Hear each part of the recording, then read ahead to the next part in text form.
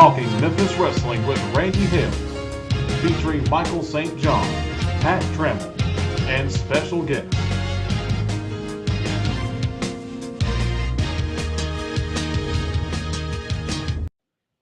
Every adjective you can think of, I'm throwing at you right now. You can expect the unexpected. I'm Memphis Wrestling born, Memphis Wrestling bred. When Randy Hales, by God, dies, I'll be Memphis Wrestling dead. Man, I'm fired up. I'm excited. I've had a great day. I've made money. I've seen my nieces. I've played with my great-great-nephews. It's been a wonderful day, and boy, I tell you, it's a great show again. Expect the unexpected real quickly. Let's bring in to say hello real quick. He is the assistant superintendent of Southside School, my man, Chris Ellis. Are you ready?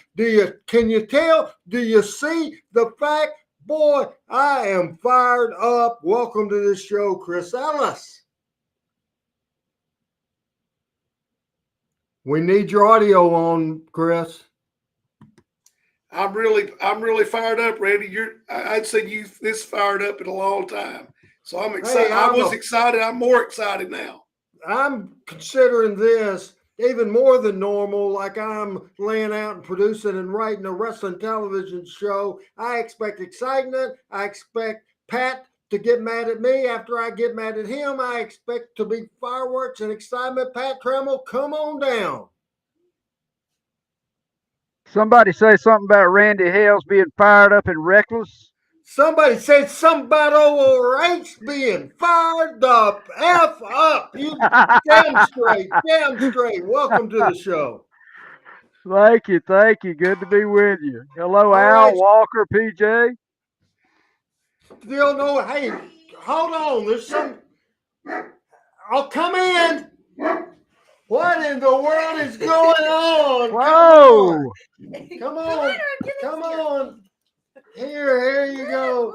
All right, there you are. Yes. Hey, Ryan. Hey, hello. Let's show them Hank. Come here, Hanky. Come on, Hank. Let's go around on the camera. Hank will come in. There's the Great Danes. This is Hank, everybody. And Hercules. Say hi to Hank. It's chaos, people. Expect the dead come unexpected. Come here, Hercules. Hey, Hercules, come over here. Come over here, Hercules. Hercules is shy. He's very He scared. is shy. Come on, it's okay, buddy. Come here. He's okay. It's okay. Hey, come back here. Hank will be in, though. Yeah, come back over to here, Mama. Hanky. Come over here. Come back to Mama. Come here, And I'm going to scoot away. Come out on the screen. Maybe he'll go Come here. grab my chair. Here, I'll sit in set here. my chair. Yes. And the microphone. Okay, Hanky, come here. All right, this is Hank. This is Hankford. K.I. All right, everybody, this is Ryan. This Hello. is Hank, and that is And Hercules. then we have a Hercules over. He's running around everywhere. Here's why you busted in. Yes. You're doing a media tour. Yes. This is my nephew, Gordon's girlfriend, Nice. and they have all kinds of people live here at the house. Here's Hercules. This is Hercules. And Hank is over there sniffing the floor and getting into the water. He's getting into It's stuff. total chaos. Tell them first, before we get into Hank and Hercules and the big news, tell them about Theo. We have Theo. We have Theo. We have a cat too. Theo's the other guest. He is he's actually at my house right now because we're gonna go watch the Blues game at my house. But the reason we're on today is because Hank and Hercules have a little bit of social media fame. Tell them about the TikTok and how I'm supposed to be the famous freaking person in this family. Yes, and but Hank is I'm the lucky famous to have one. 1,000 people. Tell them how many views on TikTok. Yes, Hank and Hercules have a TikTok page, and it's called Ryan and Hank. It actually started out as me and Hank's page, and then we got Hercules. But Hank had a viral video. He got 22 million views. 22 million people! 22 million people saw his video, and he got 4 million likes and a bunch of comments and shares. Well, that was the, yes, they are very big. Yeah. But yes, that started off the whole viral movement with them, and now they have over 100,000 followers on TikTok and a bunch of followers on Instagram as well. But so a company actually reached out to us about doing a fundraiser for the Humane Society here in Jonesboro. So Northeast Arkansas Humane Society. Folks, on my Twitter, let me interrupt. On my Twitter and on my Facebook, there's a link that you can go on my pages, Twitter or Facebook, and go to the link, help us out. And Ryan's going to tell us about it right now, what's going on. Yes, so if you buy t-shirts, you can buy sweatshirts, you can buy notebooks, you can buy just a cup or anything, whatever you want on there, something easy, but all of the proceeds are actually going straight to the Humane Society. So we will, whatever you want to buy, all of the proceeds and the money that is raised will go straight to them. And it's really cute. There's a t-shirt with the boy's picture on it. This is Hercules right here. But the boy's picture. Do you see the shirt I'm wearing? Yes, and Randy's wearing the best dog uncle You today. got it to me for Christmas. Yes, it was his Christmas gift. I'm so excited, people. Listen to Ryan. Yes, but it will actually, we are raising money and all the proceeds. The shirt says doing the dang thing. And I know that everybody in life, we do the dang thing all the time. So it is really cute. You'll have to check it out to see the pictures. Yes, they have a ton of followers. So they're very a big deal. Even if I post about myself, Hank and Hercules get the most attention. Yeah, they're giving Randy's lots of love over here. Lots of love. I love it. Now, don't unplug this. You're going, we're plugged in. Let me Hercules is technical problems. We're don't good. pay attention over there. Big media tour. The first two things, they just got to find you because I'm not going to plug the enemy. However, at 9:15, you'll be on the big KFIN 107.9 with my big buddy Brandon Baxter. Yes. Are you excited about I'm that? excited. I'm nervous, but I'm very excited. And then coming up later in that, it'll probably be about 9:30, 9:35. You're on 953 theticket.com on the Pro Row with Bud Row on the Power Hour with me. Yes, I'll be with Uncle calling Randy. me. Yes, he'll be calling us and we'll be joining in with that. But yes, just make sure if you can to go help support, buy a t-shirt, buy a sweatshirt, get something just so that we can support them and get lots of money pushed towards them because they need all the help that we can get. Call the dogs over again. Come here, Hanky. Come here, Hank. Come over here, Hanky. Yeah, Go Hercules, he's a 7th-month-old, and we found out yesterday at the vet that he's 100 pounds, and Hank is our big 4-year-old. And how much does he weigh? Hank weighs 150, so he's pretty big. He can whoop me. Yeah. Oh, come here. See, here's Hankford. He's the one that went. Yep, he's the one that got famous. He was the one that is got the 22 million views. So if you have TikTok, you'll have to reach out and go look under Ryan and Hank, and you can see all of his very funny videos and his fame. So Northeast Arkansas Humane Society. Northeast Arkansas Humane Society. Go check out the links are under his page, and they're also under mine if you want to check out that too. And you can buy Hank and Hercules on Facebook. It's Hank and Hercules on Facebook, and then Hank and Hercules on Instagram as well, and then Ryan and Hank on TikTok. So yeah. It's a cool thing. It's a cool thing. It's awesome. Well, thanks, What a Randy. hell of a way. I always say, listen, was expected, unexpected. I had no idea. You started banging on my door. They started barking. It was chaos. Chaotic. Thank you, we'll Ryan. let you get back Go to watch, it. who's going to watch the Blues? Oh, yeah. We're going to watch the Big Blues. All right. Come Thank on, you so Hercules. much. Let's go. If you wouldn't mind closing my door. Yes, So, of course. right. Come on. Bye, boys. All right. Craziness took place. I said, expect the unexpected. I don't know who I got here. I'm going to have Adam on here to direct me on what to do next. I got to have some help, folks. All right. So we have Pat. Do not have Michael St. John yet. Is that correct?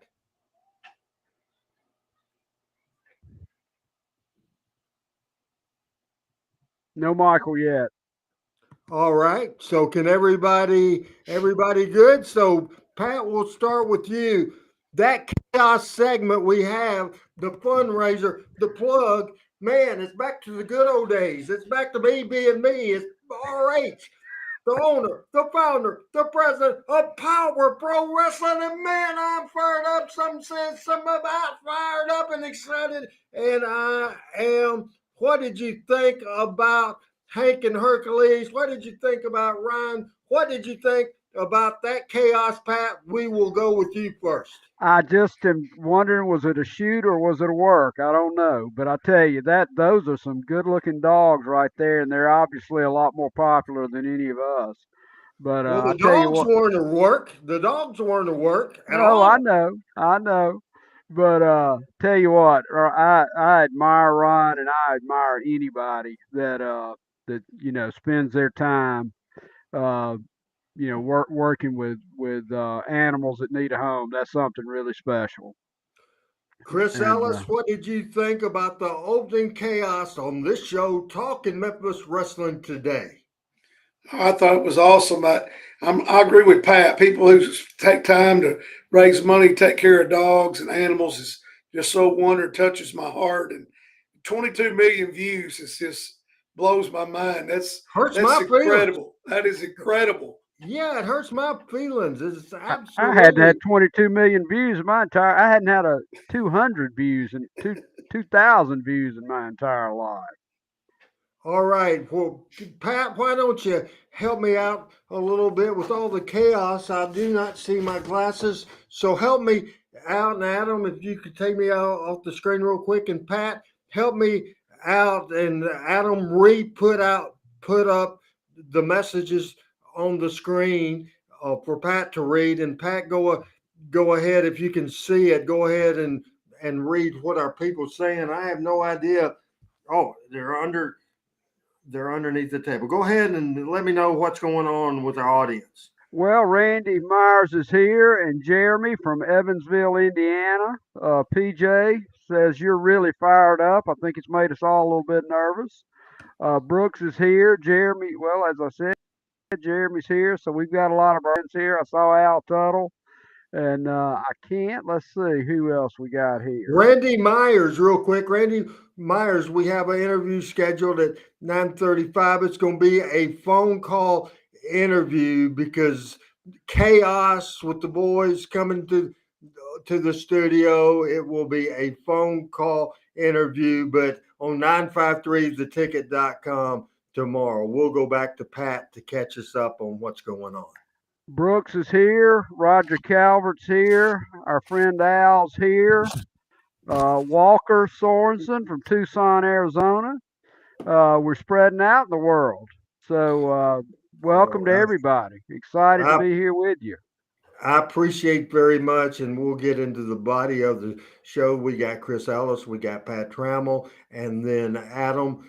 Just when Michael's able to come on, just let us know, and we will get Michael on for sure. You know, I get my ideas a lot from songs and music, and I said on the Monday night show when they're talking, I'm getting older, but my back's still against the wind. Just so many songs throughout the years gives me ideas, and I was just thinking about in the wrestling business.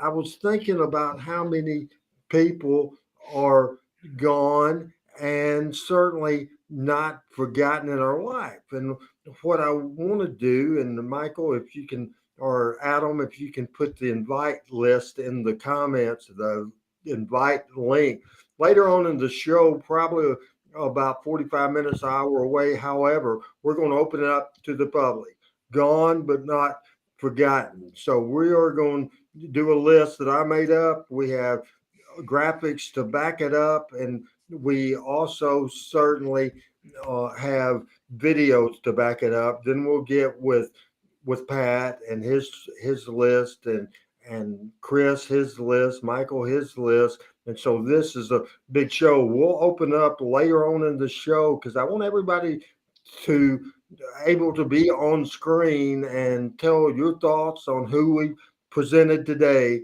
Wrestlers gone, but not forgotten, and we can certainly see that now. And I will just give you a advanced look at who I will be talking about in the first person. And I tried to pick people, all but one really. I had a long time, decades and decades of personal interaction with, and it's great. And the first guy we're going to talk about, of course, is Billy Joe Travis. Man, the sweet music man, Billy Joe Travis. He was excitement. He was something else. First came in the area in 1985. He was born on April the 29th, 1961. He passed away on November the 23rd, 2002, just a year after Power Pro Wrestling closed down. Then, of course, we will talk about Too Sexy, Brian Christopher. Brian was born January the 10th, 1972. He passed away on July the 29th, 2018 at 46 years old. One of the most traumatic and earlier deaths, pretty much, especially with me being in the office, and we will talk a little later on. Well, I might as well uh, go at it now. And Eddie Gilbert was born August the 14th, 1961.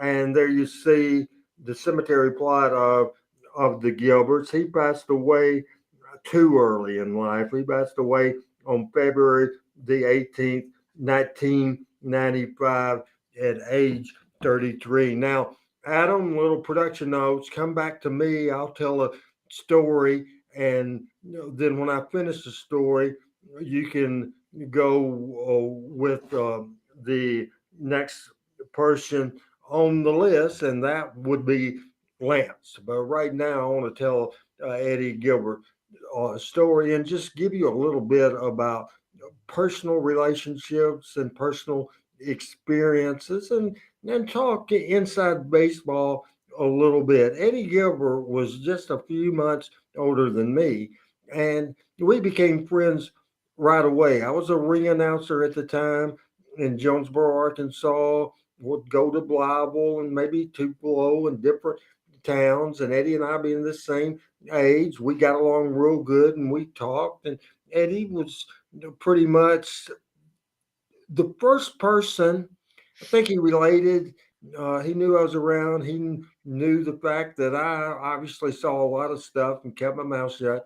And so he basically taught me kind of the insides of the wrestling business. Eddie then did his training for Henry, or his debut in an outlaw promotion, Henry Rogers in Malden, Missouri. He started wrestling for the Jarrett office. He wasn't even 18. He couldn't wrestle in Kentucky, but he would wrestle in Memphis and on TV and different areas.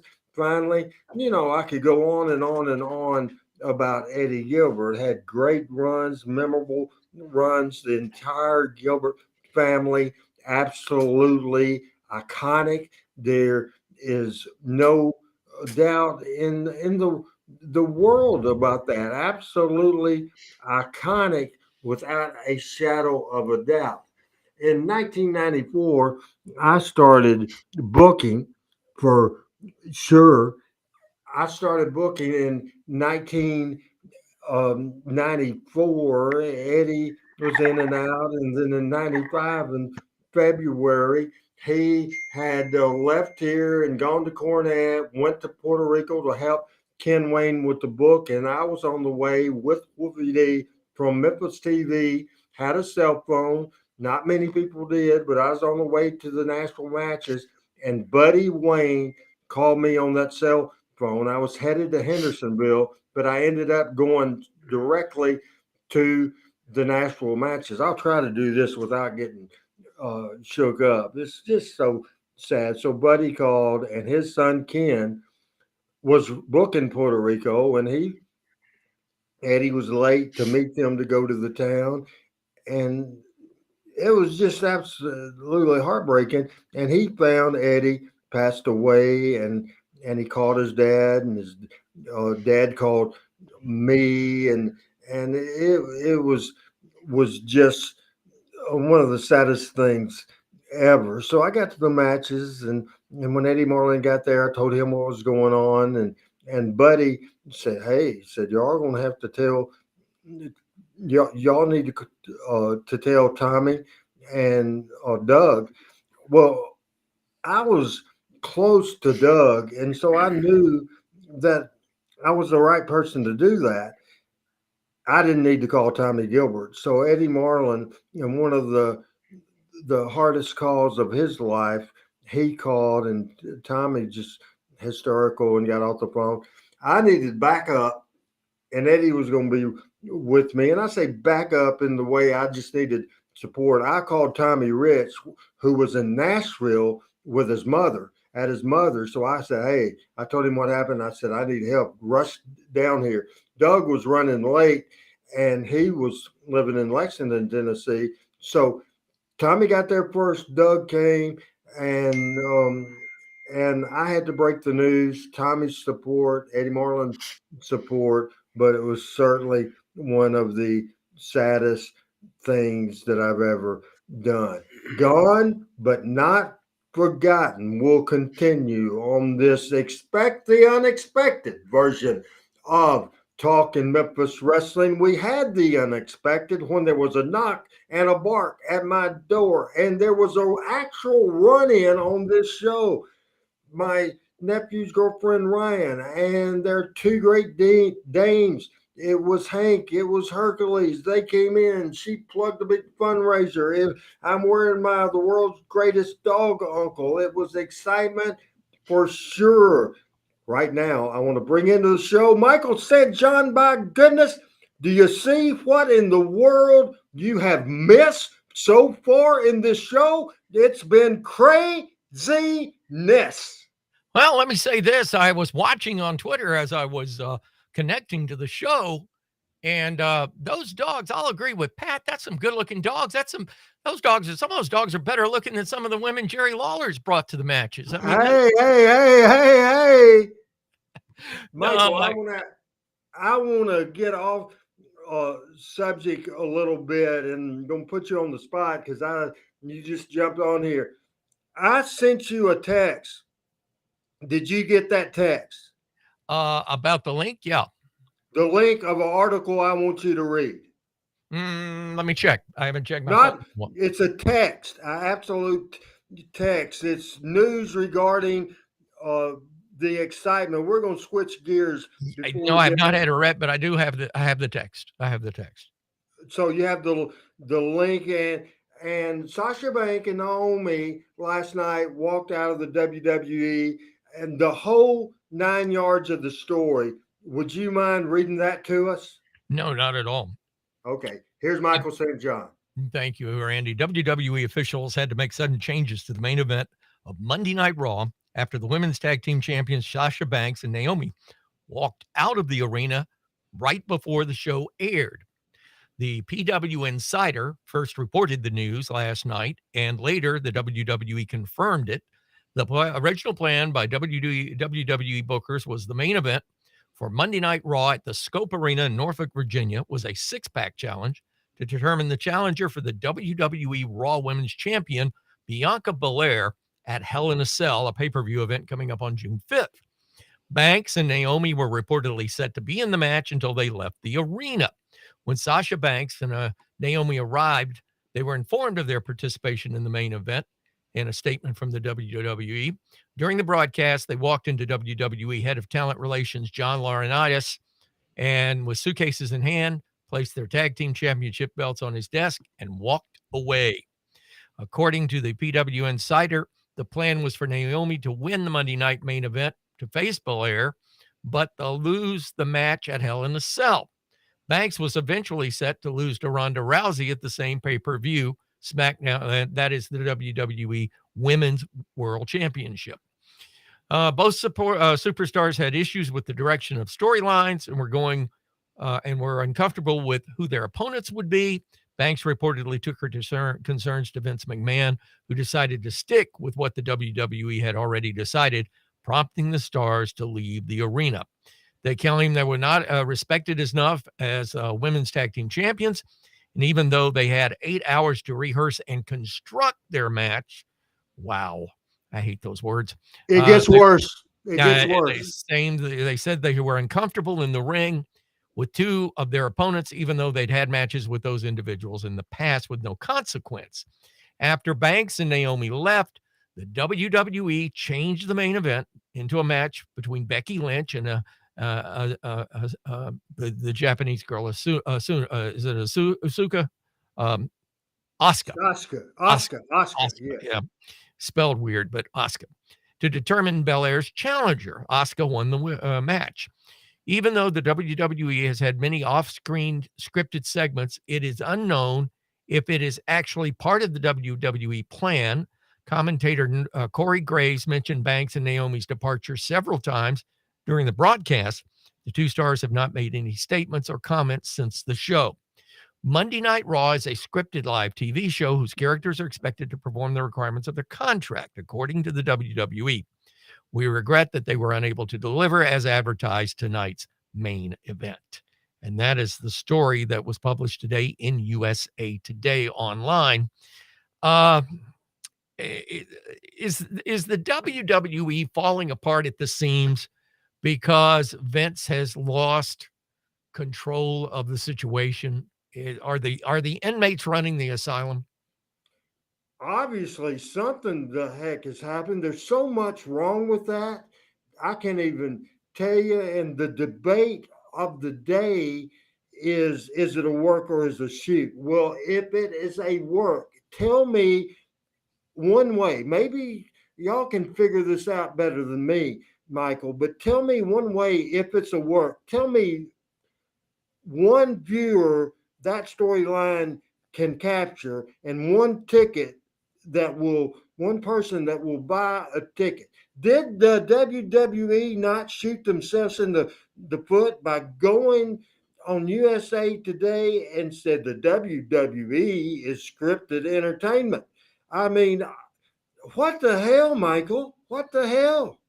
Well, it's all, this all blew up years ago when Vince was trying to avoid a jail term because of the steroid incident in New York and said, hey, we're wrestling entertainment. We're not a sport.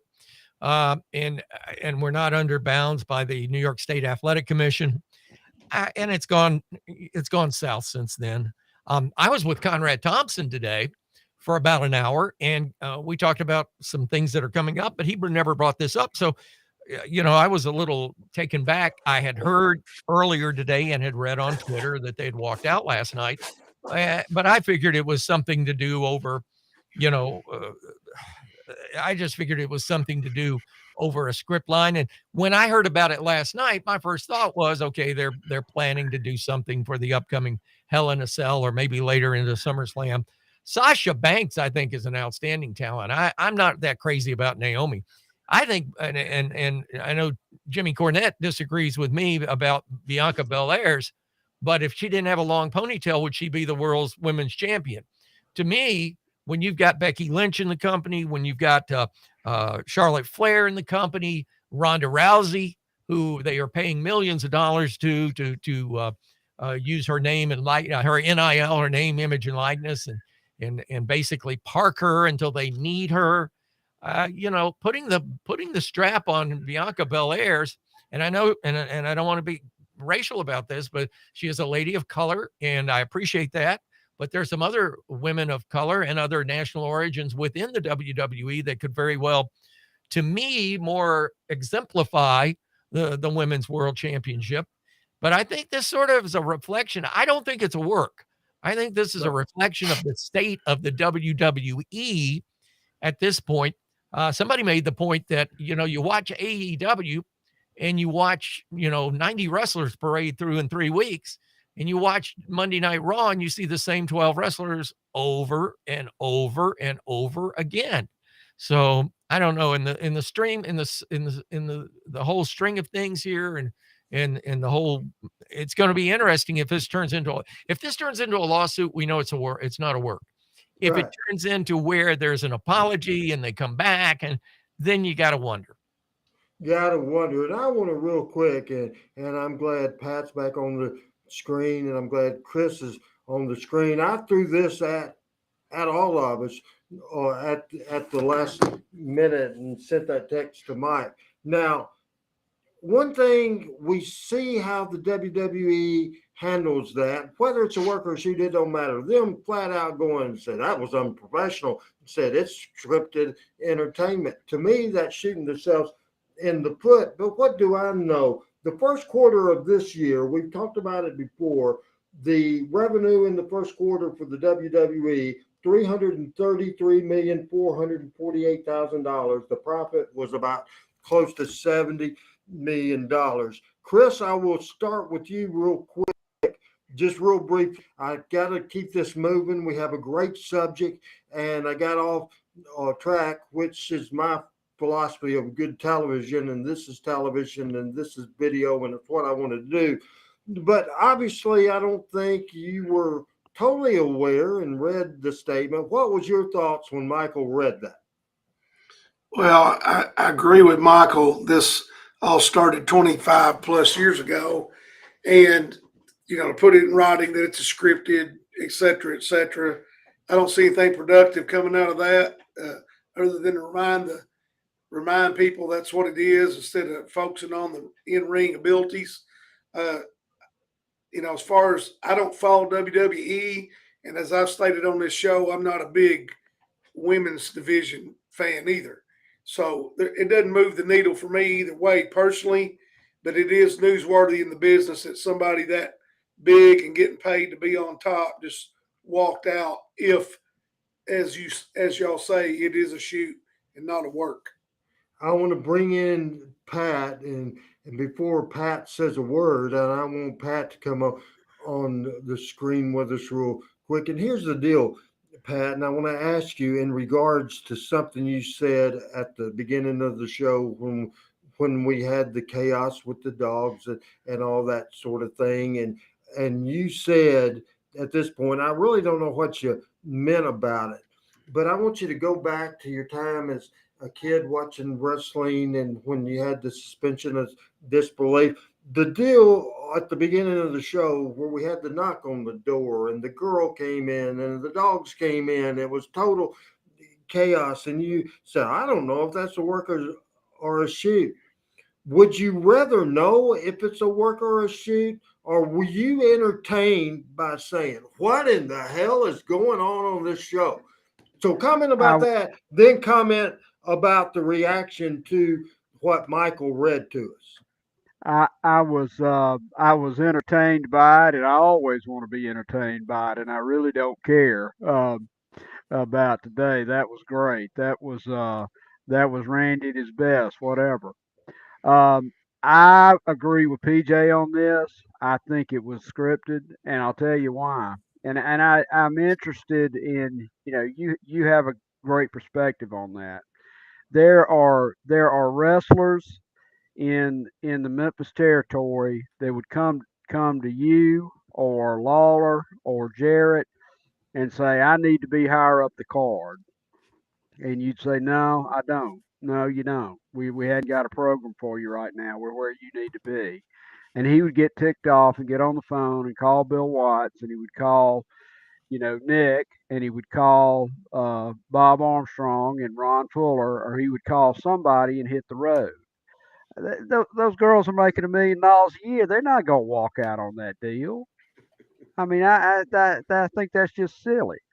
Now, Yeah, I would it like is to, silly. in my opinion, now, let me read something to you. This is from Brother Dave Meltzer. From 10 to 11 p.m. last night, the top rated show on all of television was Raw. Raw had a .46, ABC .36, CBS 3.2, NBC was 2.2, and networks have a huge advantage being in more homes. So, that popped up during the show last night because Wyatt wanted to see Cody wrestle if he was going to wrestle. So he and I watched it, and that Meltzer popped that article or that news blast during the show, and I wonder if that drove the second hour ratings up. Well, first of all, if they put that up there during the show, the rating, Michael, help me here. The ratings would not be out that early. That had to be a rating they were plugging from the previous week. They wouldn't have known what they were doing right then. No. What I'm saying is they put out that the girls had left during the show. Yeah. Yes. Okay. So What I'm then saying is a lot of people may have seen that on social media and turned on the show to say that I wonder what's going on here. well, that's what they'll give it credit to. Real quick, let's wrap up this segment. Michael, your thoughts? First of all, on the ratings thing that you asked about, TV ratings now, you have a box.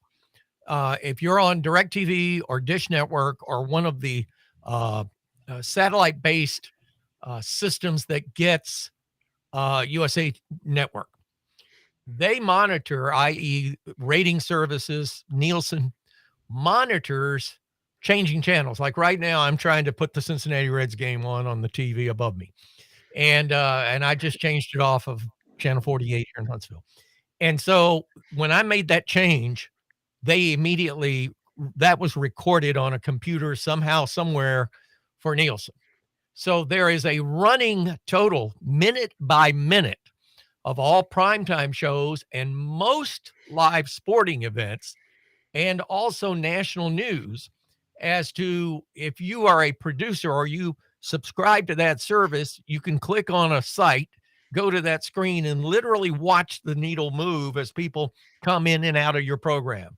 At 9:05:30, you lost 20,000 viewers, but at 9:30:22, you gained 24,000 back or whatever the case may be. And it doesn't normally go in those big of numbers. But the fact of the matter is that you can monitor as the show is in progress. That's why you have instant overnight ratings on shows like the Super Bowl and the NBA playoffs and the election coverage and all that. USA Today is going to have it tomorrow morning in the paper. And it's so there's not a lag time in tabulation. It's not like that in broadcast radio yet, but that's the way it is and has been in TV for some times. That is a way the rating service charges to producers, programming content people, the networks, even some sponsors, where they can monitor the response of where and who is watching what when. And a lot of it deals where your major sponsors, your Fords, your Coca-Colas, your Chevrolets, the people that spend millions and millions a week on TV, place their commercials.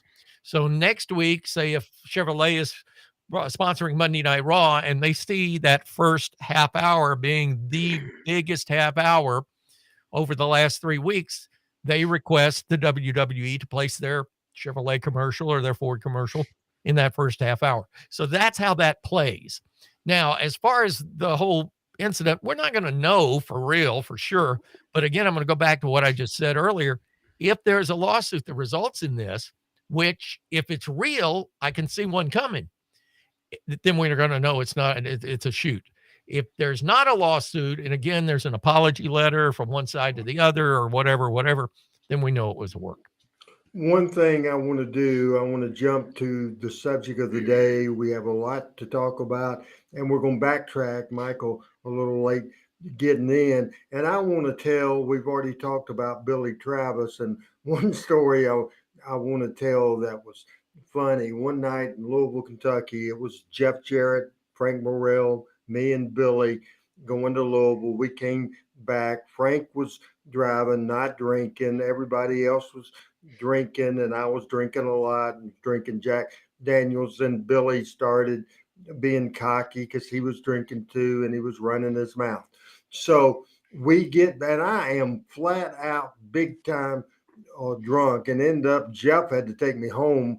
Wouldn't let me drive. Frank was driving my car, but they got me home. So Jeff drove my car, and he probably shouldn't have drove. But anyway, Billy and I started jawing back at the exit 90.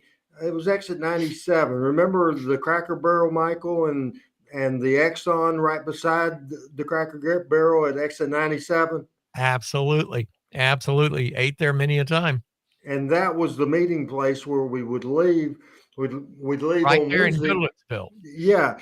So we would meet there. Well, Billy and I, John, he got in his car, and uh, he rolled his window down, and I don't know what caused me to do it. And Billy wasn't an aggressive type of guy, so I just hauled off because he was ribbing me. And like Brendan said on last Monday's show, I'm easy to fire up. I just slapped the dog shit out of him. It's a wonder he didn't beat the crap out of me. I mean, I laid it in. You know what Billy did?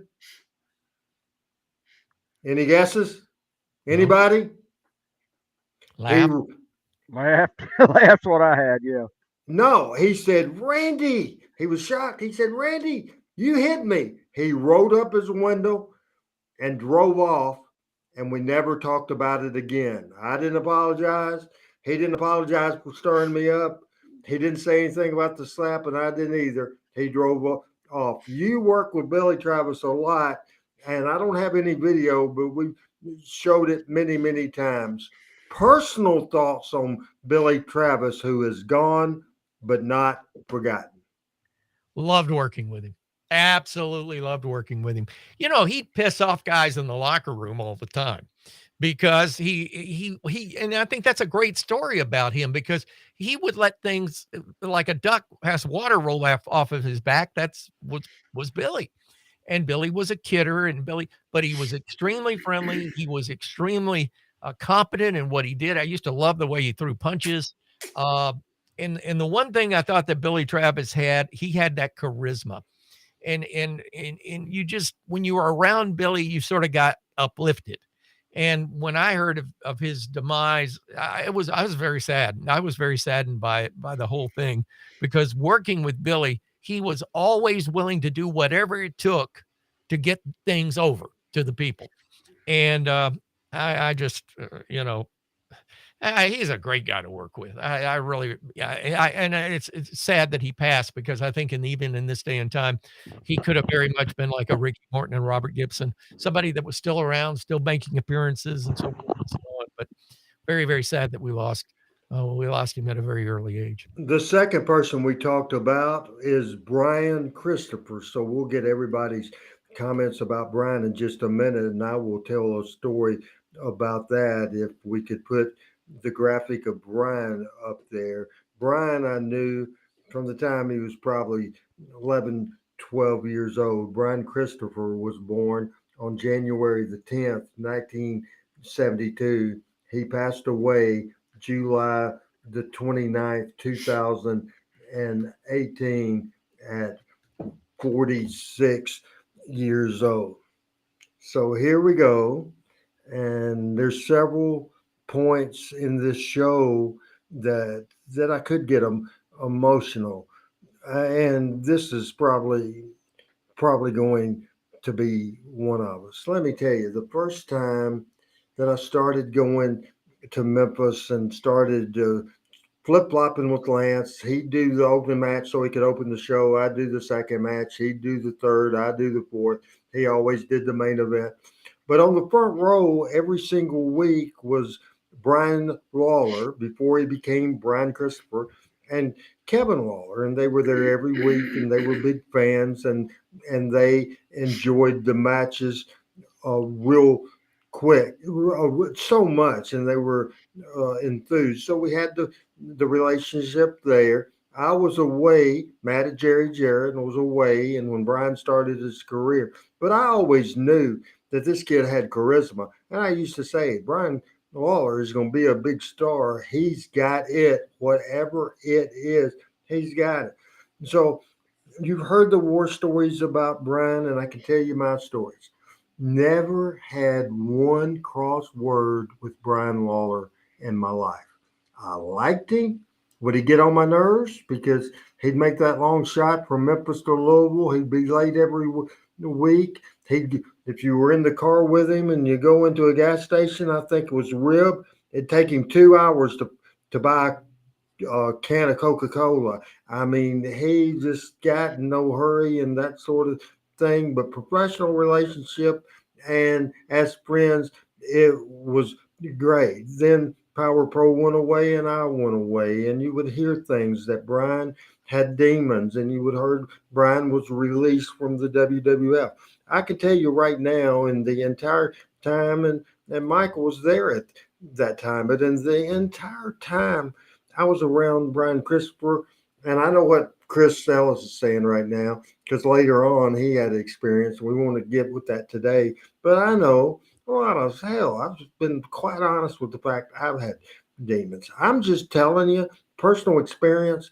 I never saw Brian Christopher with them demons. He didn't drink. He didn't smoke dope. He didn't do cocaine or heroin, or he didn't do anything. It is my personal opinion is when he went to the WWF, it's all about people, places, and things. The people were the people hanging around him. The places was being young, being around the world, and making more money than he ever thought about making, and not knowing what to do with it.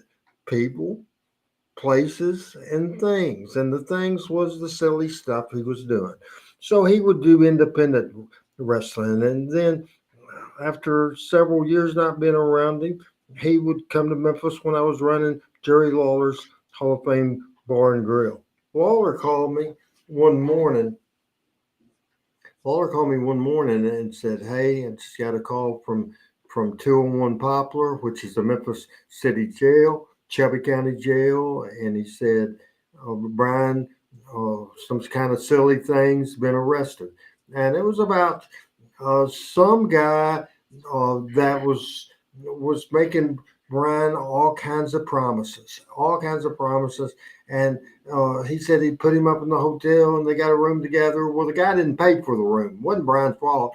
But Brian didn't have any idea. The guy didn't pay for the room. The hotel, which was I think the Peabody or one of the fancy hotels downtown Memphis, and so they called the cops, and the cops arrested both of them. And Lawler said, he called me and said, "Randy, you know how if I go downtown, first of all," he said, "Randy, do you have any money?"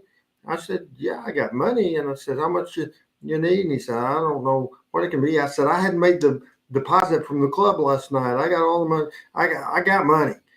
And he said, "Well, would you mind going down to Poplar and bailing? Brian's got into some trouble. Will you bail him out?" Well, I went down there, and it ended up that they were just not going to even have a bond. So as long as somebody there to get him, so I get him, and his car was on Bill Street, and I take him to his car, asked him if he had any money. He didn't. So he's going back to his grandmother's up around the Jackson area. So I filled up his car. I took him to the club, and I made sure he had a meal. And obviously it had been in all day. Brian Christopher, for the rumors out there, said he's a jerk or something. He's one of my favorite people of all time in the history of the wrestling business. He really is. And then a fateful Saturday night, got a phone call from Kevin Lawler, who told me that Brian had an issue when he was in jail, and that he was found and rushed to the med in Memphis. So Kevin says, "I'm at the hospital now. My mom's here. There's several of the boys here." And I said, "Where's your dad?" And he said, "My dad's in North Carolina wrestling, but we talked." So we talked, and I said, he said, "If you can, Randy, when you close the club, go check things out." He said, "I can't get back to about 11 o'clock in the morning." He said, "So go down and check on everybody and see what you can find out." And I said, "I'll close this damn club right now and go." He said, "No, don't do that." So I went, and I stayed the next morning. Lawler got there 11 to 12. So I sat with him, and it's one of the saddest things that I've ever seen in my life. A big, strong guy that could have been one of the greatest. He could have been. And we had a conversation, who would have been the next Jerry Lawler? If the territories would have stayed the territories, I'll tell you who it would have been. It would have been Brian Christopher. I know people disagree with that, but the people that disagree with that were not there like I was every day. Was not there to see how hard he worked every day. Big crowd, bad crowd, it didn't matter. Tupelo, Mississippi, Jonesboro, Arkansas, Kent, Missouri, or the Mid-South Coliseum, Rupp Arena, Louisville Gardens, it didn't matter, or Madison Square Garden. He gave you everything he had. And it's just so awful that the king has to live with that every day. And the wrestling fans that loved him had to live with that every day. Brian Christopher is gone, not forgotten. And until ORH dies, I will always cherish my memories of Brian Christopher. And I know this is secondhand as we get to Pat coming back on the screen right now. Pat, I know this is second hand about Brian Christopher. I'm sure that you probably watched from afar, watched Brian's career, and heard the tragic news that fateful night in July, the end of July of 2018. Thoughts about Brian Christopher, and we're trying to keep this moving. This might be a 2 or 3 part series, but your thoughts on Brian Christopher and this tragedy.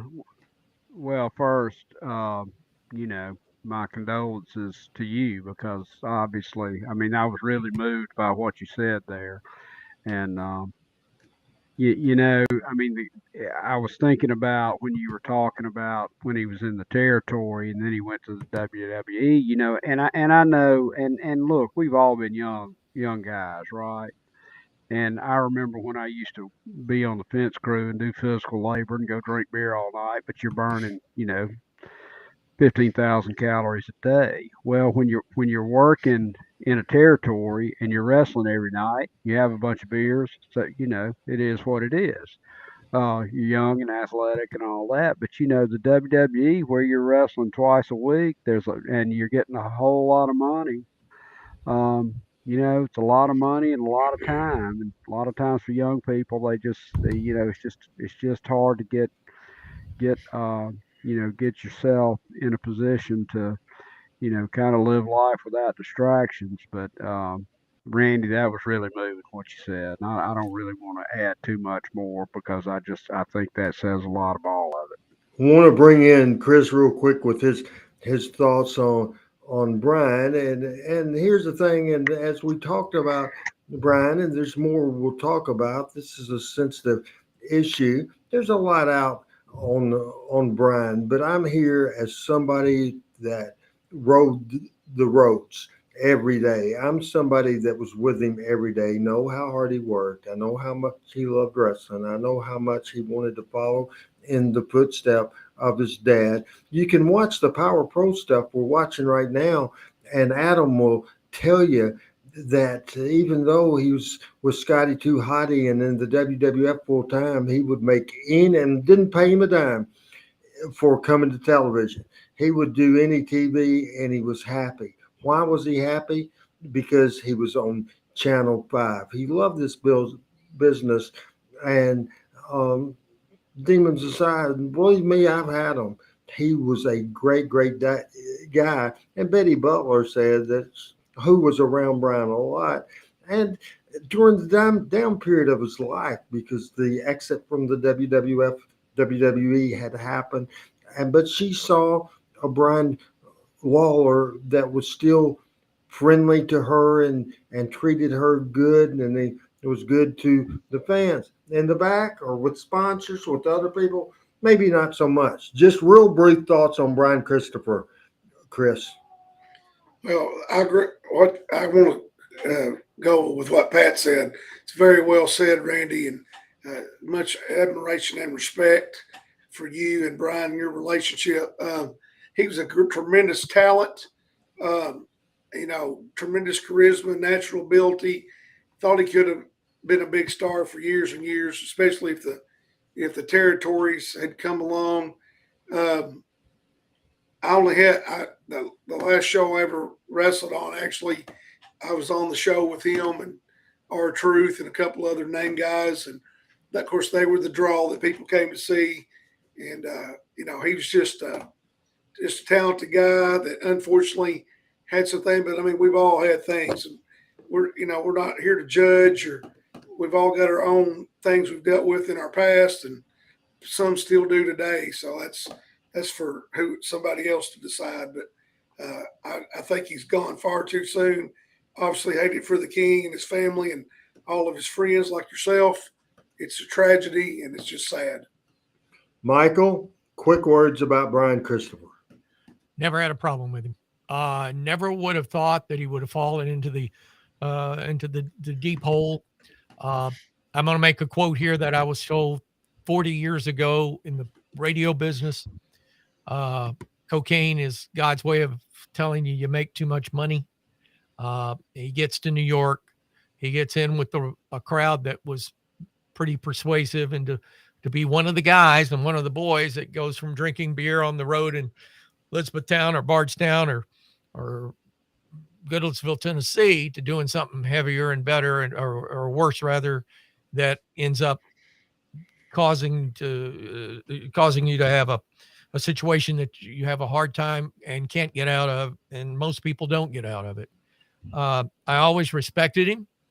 I really think that it was probably one of the deepest hurts that Jerry Lawler has ever felt in his life. I was at the funeral, and Randy, I believe you were there too, if I'm not mistaken. Oh, absolutely. And I was amazed. I sat with Dave Brown and for a few minutes, and Jerry said to me, I went through the line. I came up to him, and he didn't realize who it was at first. And all of a sudden oh my God, Michael. I said, yep. I said, I just came because I wanted to pay my respects and tell you how deeply saddened I am by this.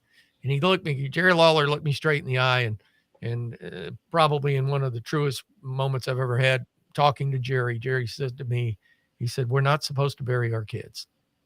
And I said, "You're absolutely right, Jerry." And he said, "I love you for coming." I said, "Well, I would have never not thought about not coming." And I really think that Brian had so much upside. And I really wonder what happened. I can't help but wonder what happened between the Jackson jail, or was it McKenzie or Jackson that he was? It was neither, but I'm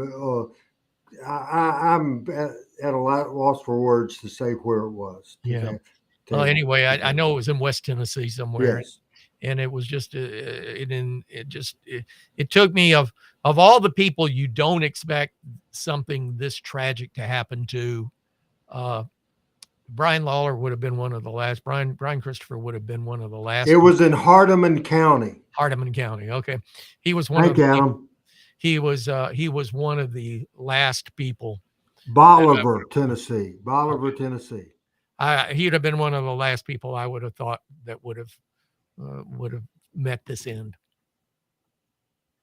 We're recapping now because Michael, I wanted you to come in, and I wanted everybody to come in. I told the story about Eddie Gilbert, Hot Stuff Eddie Gilbert, born, and we will show the picture of the cemetery site of the Gilberts. And Eddie Gilbert, Thomas Edward Jr., he was born on August the 14th, 1961, passed away February the 18th, 1995 at age 33. Tommy Gilbert has also passed away, and me and Dave Brown went to his funeral. He was 80 years old, and I think I'm right in saying it was 2015 when he passed away. We're going to get in to videos just a second. We'll start with Chris first.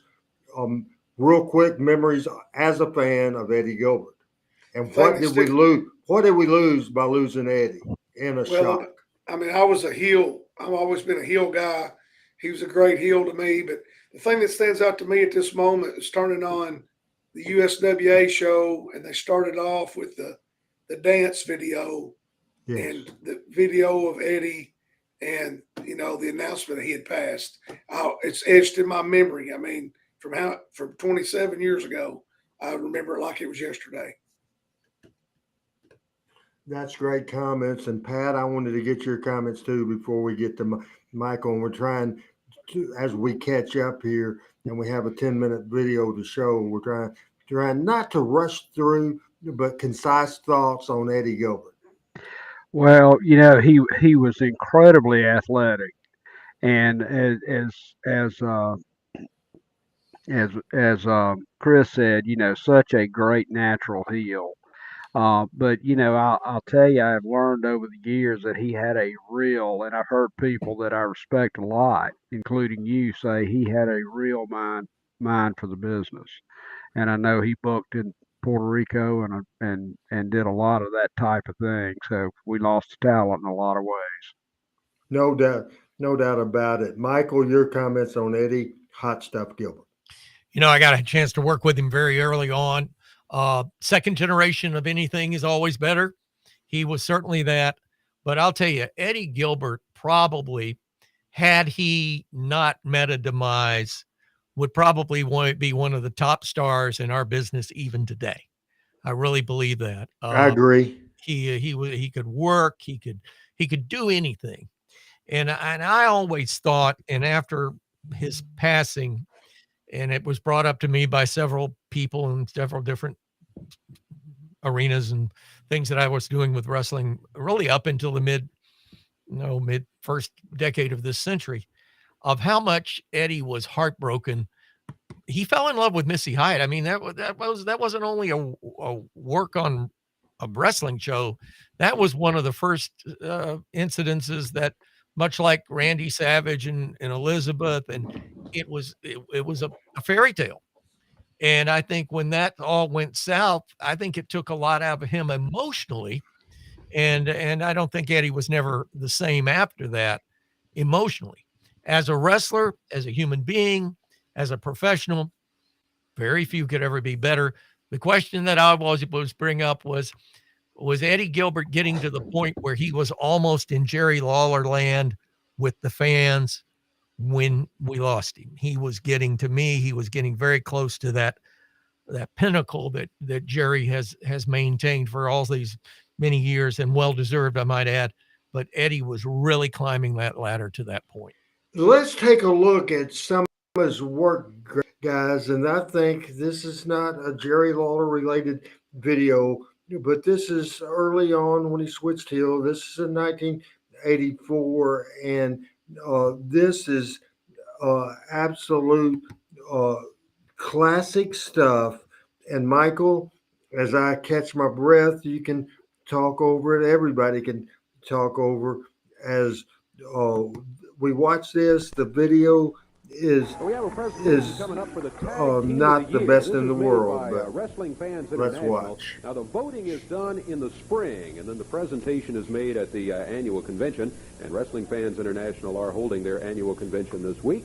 And they have the trophies for Tag Team of the Year that they are going to be presenting. Unusual situation this year in that the team that was voted Tag Team of the Year when the voting was cast in the spring are no longer together. But here's Lance with Wrestling Fans International. Hi, David. Thank you. I want to introduce to all the wrestling fans on Championship Wrestling out there a couple of representatives. Watch everybody. This is absolutely great. It shows the talent of Eddie Gilbert. Shows the talent of Tommy Rich. Shows the talent of Lance Russell. It's just a pleasure to be here in Memphis. Old Pete Letterberg is a nervous wreck. Howard Baum. Howard, both Michael. of you are from Florida. Is that correct? That's exactly No right. kidding. We're from Miami. Big wrestling fans all You our get back lives. down They there, were you just get Gordon kids. Soley, my best, Yep. will you? Okay. You Lance guys throws in are Gibbs, Gordon, participating in Soley, the my presentation. best. We really appreciate you doing it right here. Tag Team of the Year, Tommy Rich, Eddie Gilbert. The fact that they are not currently wrestling together as a tag team has nothing to do with the award and our appreciation of you doing it here, Pete. Well, of course, Lance, the voting goes on for the whole year, and this encompasses 1984, and they were quite a good team for the whole year up till now. No question about that. It's just unfortunate they're not teaming right now, but what can you do? They are the tag team of the year. Okay, we want to get Eddie and Tommy out here for the presentation of it, and we also want to say that we hope maybe during the year we're going to be able to disseminate a little more information on your organization, and also more people will have a chance to participate in it. That would really be great. Eddie Gilbert.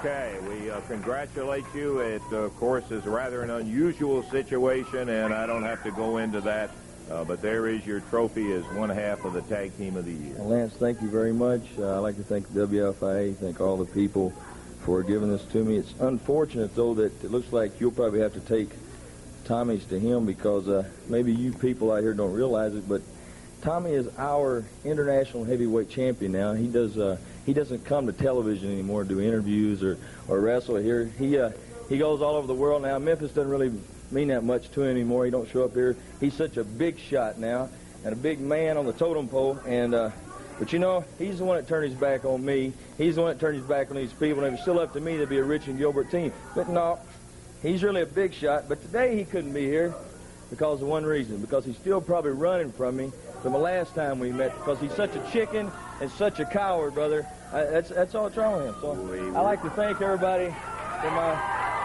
That's the only thing.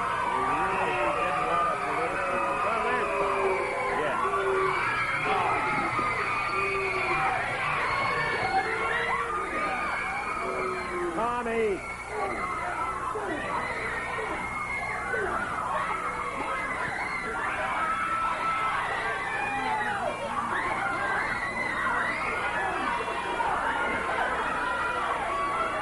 Tommy! Now there's a place for that, and it's in the ring. It's not here.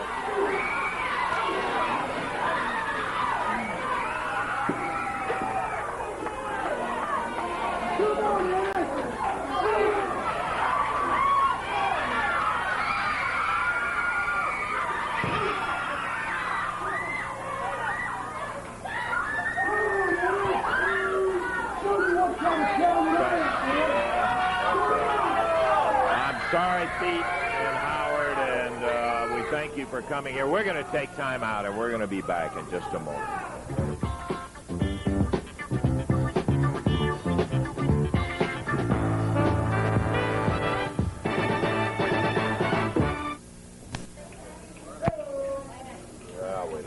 Okay.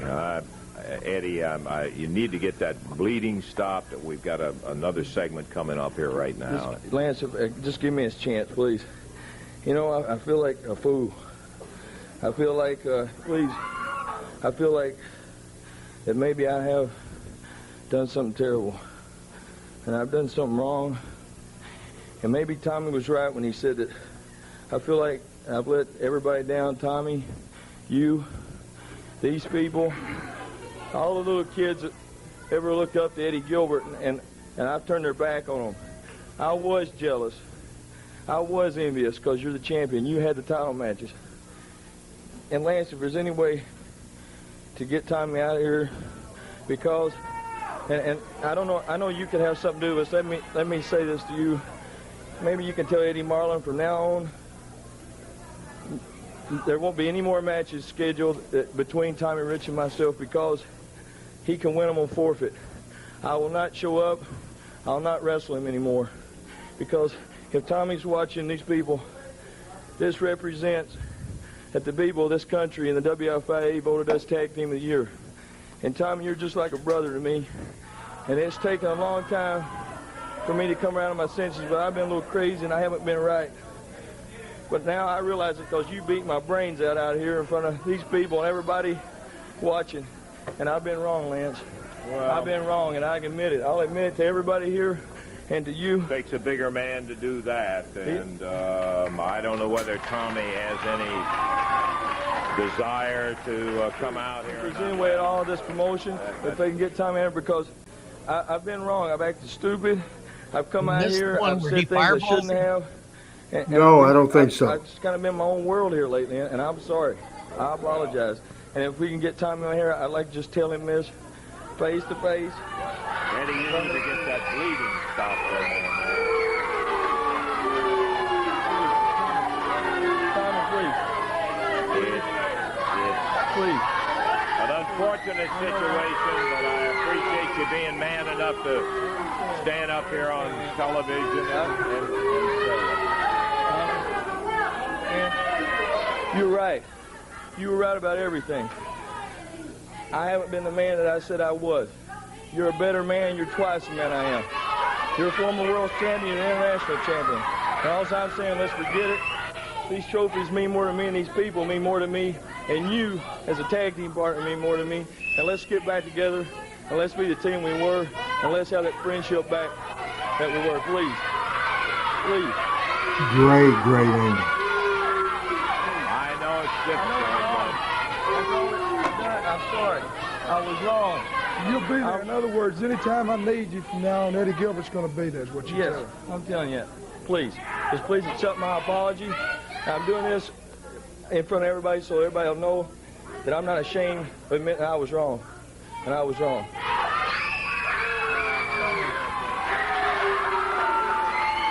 I'm delighted. We'll keep the trophies over here for you. Okay.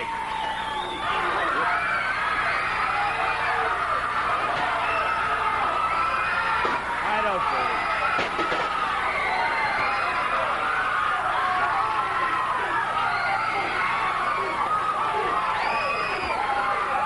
Now we got Eddie Gilbert busting Tommy Rich open, and all that stuff he was talking about was just hogwash, trying to catch Tommy unaware. Eddie!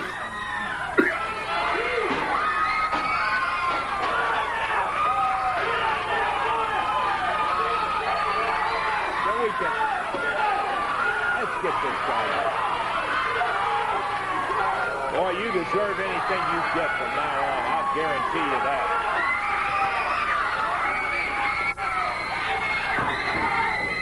We have lost the YouTube feed, so hopefully Al will catch us. The Batten brothers out there.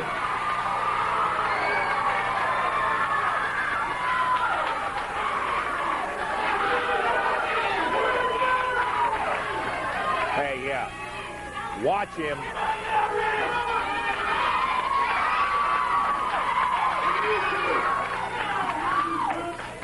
And they don't rush a break. They stay right with it.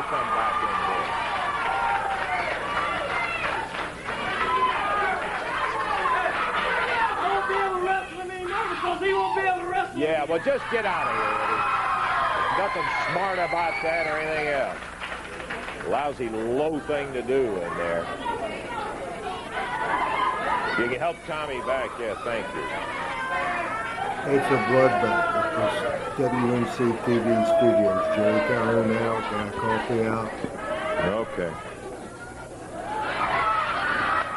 Or don't you love the way this guy's sold back then? Oh. Tommy, when he was beat up, now Tommy Rich. Okay, Eddie, Tommy got waylaid, and they're helping him back to the dressing room. And Lance, the master of undersell. All right, well, letting everything else sell. He didn't have to sell because everybody else did. Well, I'd rather, okay, thank you for helping out with Tommy.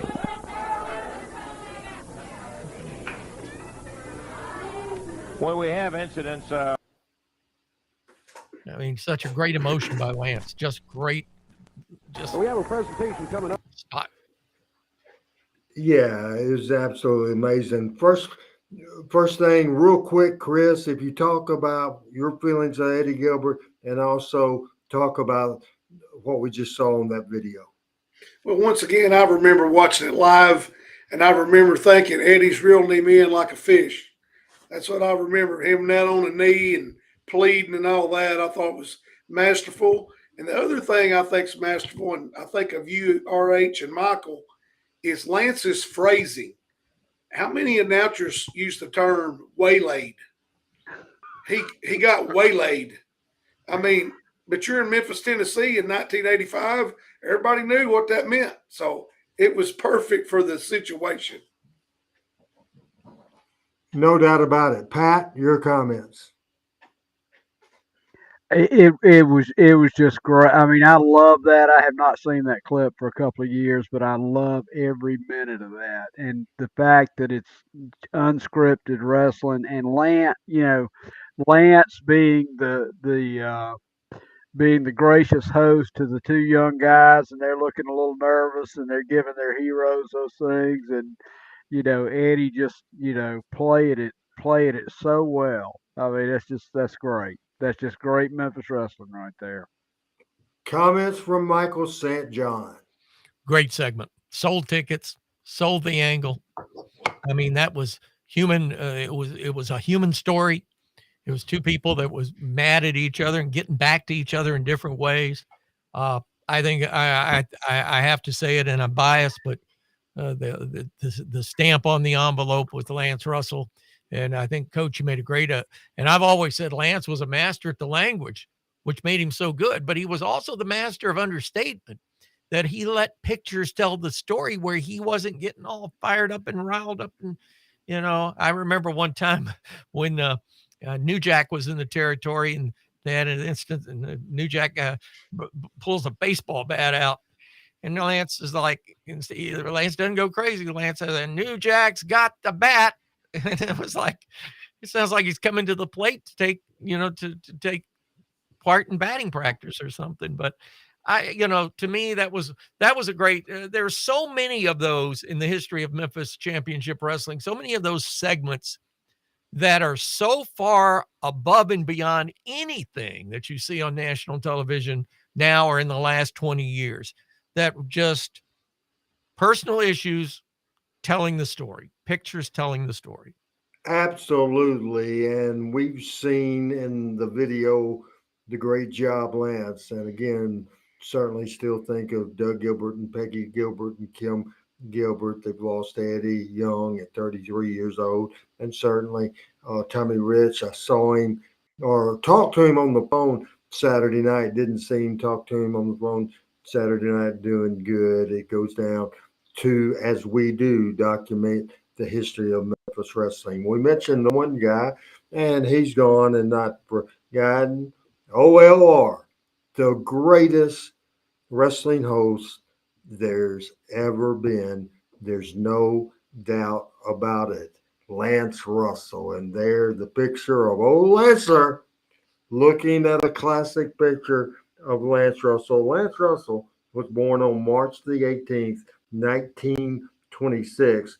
He passed away October the 3rd, 2017 at 91 years old. Man, I want to tell you some stories. I think that we'll just talk about Lance, and there's so much for me to talk about of what an influence Lance had on me. First of all, I wanted to be either the next Dave Brown or next Lance Russell. I wasn't good enough. Thank God there was other talents that Jerry Jarrett saw in me. I didn't have to be the next Lance Russell, the next Dave Brown. That was great because there's no way that I would have been able to do that. So Lance, now there's just so many stories. First of all, I was a junior in college at Arkansas State University. My major was radio television, and one of the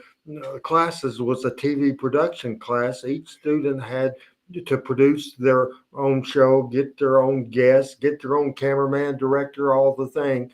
And it was a big part of the grade. So I decided to ask Lance, and Lance quickly said yes. And Jonesboro is about 75 miles. And it was probably about 82 miles from Lance's house to the campus of Arkansas State University. And so Lance and Shane came to Arkansas State, same to Jonesboro. First of all, I pitched my idea to the professor, a look at pro wrestling. Randy West was nice enough to give me all kinds of video to show wrestling. Lance would come and would show up there at Arkansas State. And the professor backed the idea because he said one of the things that I had on the thing is that I was going to host a show. And he said, that is the stupidest thing I've ever heard of. That's a big mistake. You're the producer of this program. Said, why do you think you should host a show? I said, I'll tell you that the reason why I think I should and the reason that I will host, first of all, if I don't host it, Lance ain't coming. And I said, second of all, there's nobody in this class that's made up of people from every state in the land and all over the place. Nobody would have the chemistry I have with Lance Russell. So we did that 30-minute show that showed on cable TV.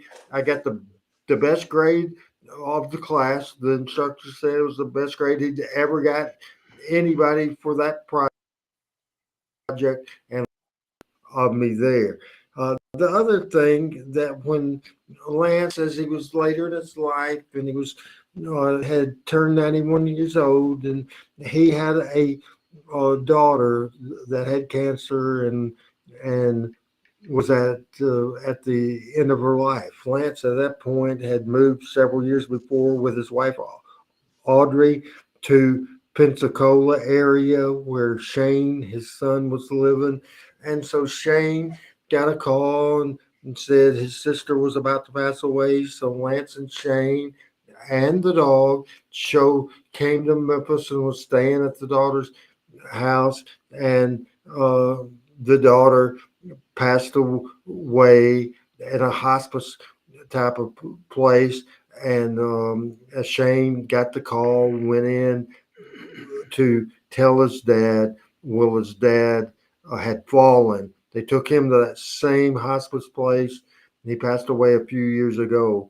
But I can tell you the dynamic of Lance Russell and Dave Brown. When they just got to Memphis a couple of days, maybe 3 days before, Shane went to take a nap after that trip from Pensacola. So did Lance. Lance woke up and got Buddy, his dog, and they went for a walk.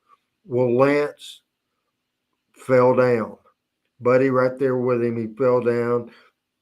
And at that point, he was just shook up and didn't know where he was, that sort of thing. And the police recognized who he was, called the TV station, who gave him Dave's number.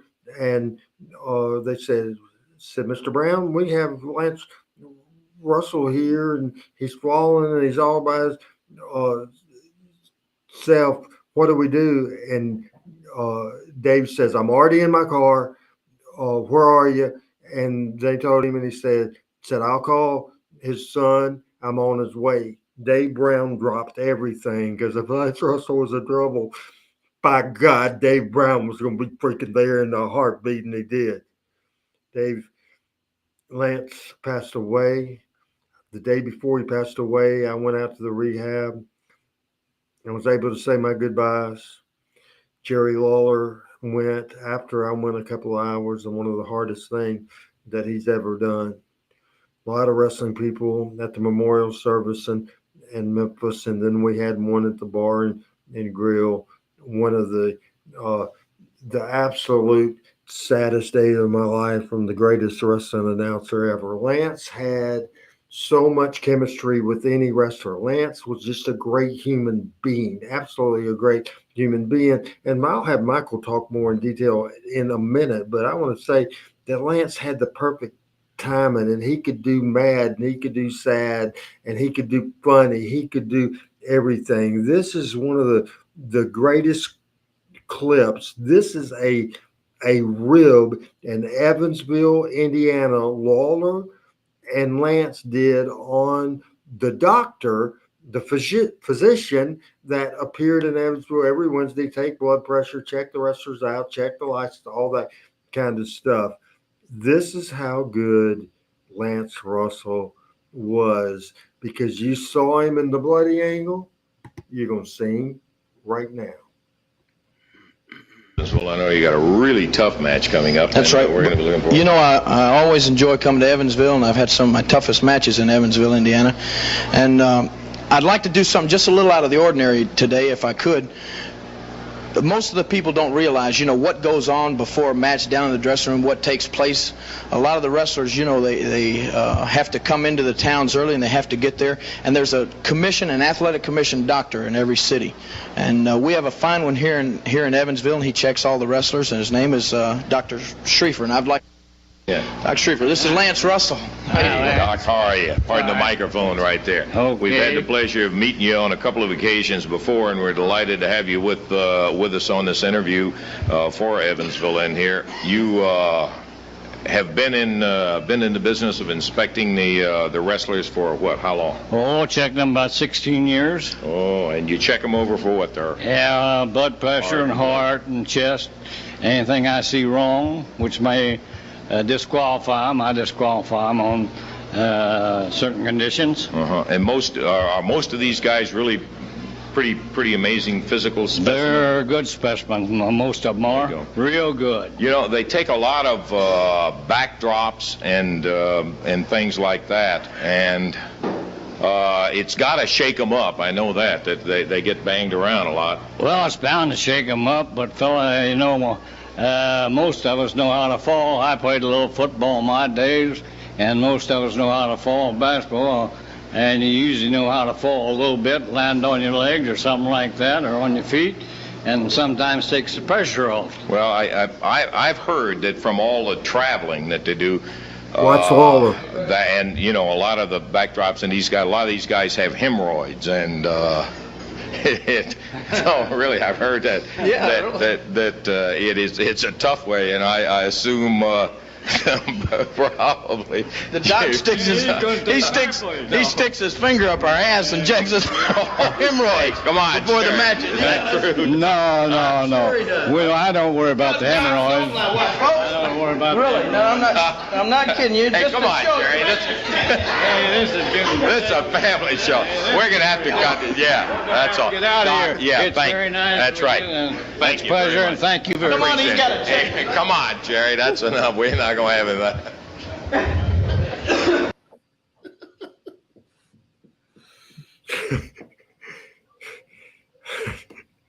Absolutely, Michael. Go to you first. I remember when that happened. I remember watching. In fact, Randy West. If Randy's with us tonight, I think Randy showed me that when that all took place. That's a great rib. That's a great rib. That the doctor there.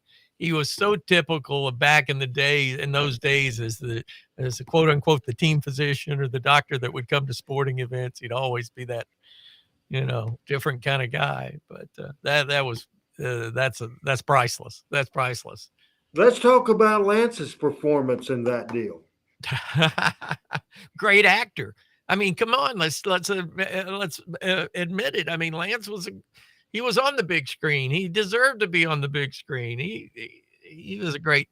Lance was just my personal thoughts, and I've said this, and when we did the show on Lance a couple of years ago with his son, my big thing about Lance was how smart he was, and not only in our professional wrestling business, but in the broadcast business and programming and management. Incredible. I could only hope to be half that smart in this business. He's just talented with the smarts to go with it. Let's get your comments, Chris. Well, there's a meme on Twitter that shows Lance and Dave. It says, if you knew these guys when you were young, you had a great childhood. And everything I ever think about Lance and Dave, always positive. I guess we're all nostalgic as we get older, but he was the greatest. And I can't help but think if he was the key cog, maybe the axis to the whole thing that made it all work. I mean, it was a great combination of a lot of talent coming together during an era, but he may have been the key to the whole deal. Absolutely no doubt about it. The great Lance Russell. Pat, your comments. You know, I was sitting here thinking about all the announcers I've seen, and you know, in every promotion, an announcer serves a different role. But you know, in Memphis wrestling, you know, Lance was the voice of reason. He was the moral center. He was smarter than everybody else, and I think that came through. And you know, he's a unique. You know, I've seen a lot of territories, but he is just so unique in this business. I mean, it's almost like everybody else has got a high school education, but that guy's got a PhD. He just operates on another level. The next person that we're going to talk about, and it was the first person that absolutely got me hooked in the professional wrestling business. He was one half of the very first sellout of the Memphis Mid-South Coliseum in July of 1972. He's often imitated. he's never duplicated. The fabulous one himself, oh, Jackie Fargo, the fabulous one himself, Jackie Fargo, and there's no doubt in the world that he affected me as a fan. Did I meet him? Absolutely. Did I work with him as far as being a promoter or a booker on the inside? No, we brought him in for Memphis Memories 2 and Night to Remember in Louisville, but I love Jackie Fargo, and he made such an absolute 100% impact to be on Jerry Lawler, to make Jerry Lawler want to be a wrestler, and then work with Lawler, and that's really the way you pass the torch. And Fargo mentored Lawler. Here's just probably back in '78, this match is Wayne Ferris, Larry Latham, the Blonde Bombers, a great tag team against the tag team. And we'll let Michael really get going explaining the dynamic between Jackie and Rough House of Fargo. And we'll let him do that as this match is going on, which we'll show right now. An announcement from the exuberant Jackie Fargo. Across the ring goes Latham. It's running. Pete Austin is filling in. This said previously, although the program says Danny Davis. And this is not the match I thought it was. I apologize. Accepted by Dundee, Lawler, and Fargo. Dundee, and Lawler, and Fargo against Pete Austin, Wayne Ferris, and Larry Latham. Highlight Jackie Fargo, Michael. Well, what you said, obviously that was his call sign, often imitated, never duplicated. You got to realize Jackie in this match, Jackie's around 60, 65 years old. And still in shape to go, and always had that bottle of Crown in that suitcase in the locker room. Absolutely. The first time I ever worked with Jackie was in 1979. I'm sorry, 1978. And he came to Nashville for a shot. He was living in North Carolina, playing a lot of golf. And I didn't get to see him until I had to interview him. And I walked up to him, and he said, "Hey, Pally," like he'd known me all his life. And he said, "I want to tell you," he said, "I have never seen a young announcer as good in this business as you." He said, I'm really honored to finally get to meet you. And I was like, I'd been a Jackie Fargo fan since he and Sonny Fargo were on black and white TV in Huntsville in the late 50s and early 60s. And I couldn't say anything to him. I just said, thank you, sir. And I was prepared to introduce myself to a childhood idol, to somebody I had a lot of respect and I was just put me to a point where I was like, oh my God, Jackie Fargo knows who I am. And look at him. And Fargo could sell. He had all the mannerisms. He had the greatest facial expressions of any wrestler I've ever been around. To me, some of the greatest matches were between him and Tojo Yamamoto. If you want to say this is professional wrestling capsulized as the way it ought to be, you show a picture of the fabulous Jackie Fargo. And Lawler, again, was a protege. And if you notice a lot of mannerisms, a lot of even what Fargo or Lawler does today mimics properly Jackie Fargo. And Lawler is almost Fargo incarnate. I mean, he's like the second generation of Jackie Fargo. Look at Fargo's child kids. Tugging away at Latham's tights while Lawler held his hand. You know, people that we have lost and not forgotten. You know, I don't know if he's on anybody's list. I don't want to steal any thunder. Does this man in the ring right now, Larry Latham, one of the Moondog Spot, was he not? Oh yeah, Moondog Spot, just classic, and he passed away after a match in Memphis, Tennessee. Yeah, Larry Latham, as we see him as the Blonde Bomber, became the Moondog, and he's certainly iconic. And one of the things after we finish my list, we'll open it up, and I know Chris and Pat both have somebody on my list. I've got two more, so stick with us, and it looks like we have two more videos to show, as Fargo had that unique style, and this is a entertaining type of match. You didn't see Fargo much, so you either brought him in for a fun match, or brought him in, or Lawler got beat up and he needs a partner, he brings in his mentor Fargo, or the Fabulous Ones got beat up. Even at this age, Michael, not only could Fargo do the kind of the Fargo high spot, funny type of match, but he could still do the money match, the blood and guts match, and that's how I remember him.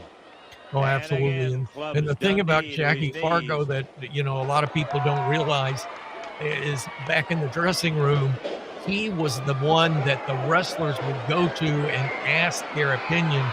Now, how did I do? What could I do better? What did I do wrong? He was the ultimate consultant to, especially the younger wrestlers, but even to the veterans. Fargo was held in high abeyance as the expert, if you would, of this sport. And I think he was that way until the day he died. I was a couple of times, I was in Jerry Jarrett's office, that Jerry would want to have an idea, and he'd pick up the phone and call Fargo and run it past Fargo. And I thought that was just the ultimate in respect. Fargo had great punches. He showed punches well. This is a match that was a match to have. Fargo doing his stuff. I wish the people, and I certainly thought I was playing it, I apologize that I messed up. But talk a little bit about the dynamic of Jackie and Roughhouse Fargo. Michael, explain that. Well, first of all, Jackie, when the Fargos, the Fabulous Fargos came into the territory, came into the Mid-South, and came into the Nashville and the old Goulis Welch territory, it was Jackie and Don Fargo. They were fresh out of New York, and they had a little run-in at Madison Square Garden, although they sold out. They were the first tag team champions, or tag team wrestlers that ever sold out Madison Square Garden. And then all of a sudden, next thing you know, they're in Nashville, Jackie and Don Fargo. Sonny Fargo was the third man in the crew, was a fantastic wrestler. When I started watching wrestling in around 1957, 1958, the Fargo team that I was exposed to was Jackie and Sonny Fargo. Well, guess who Sonny Fargo was? Roughhouse Fargo.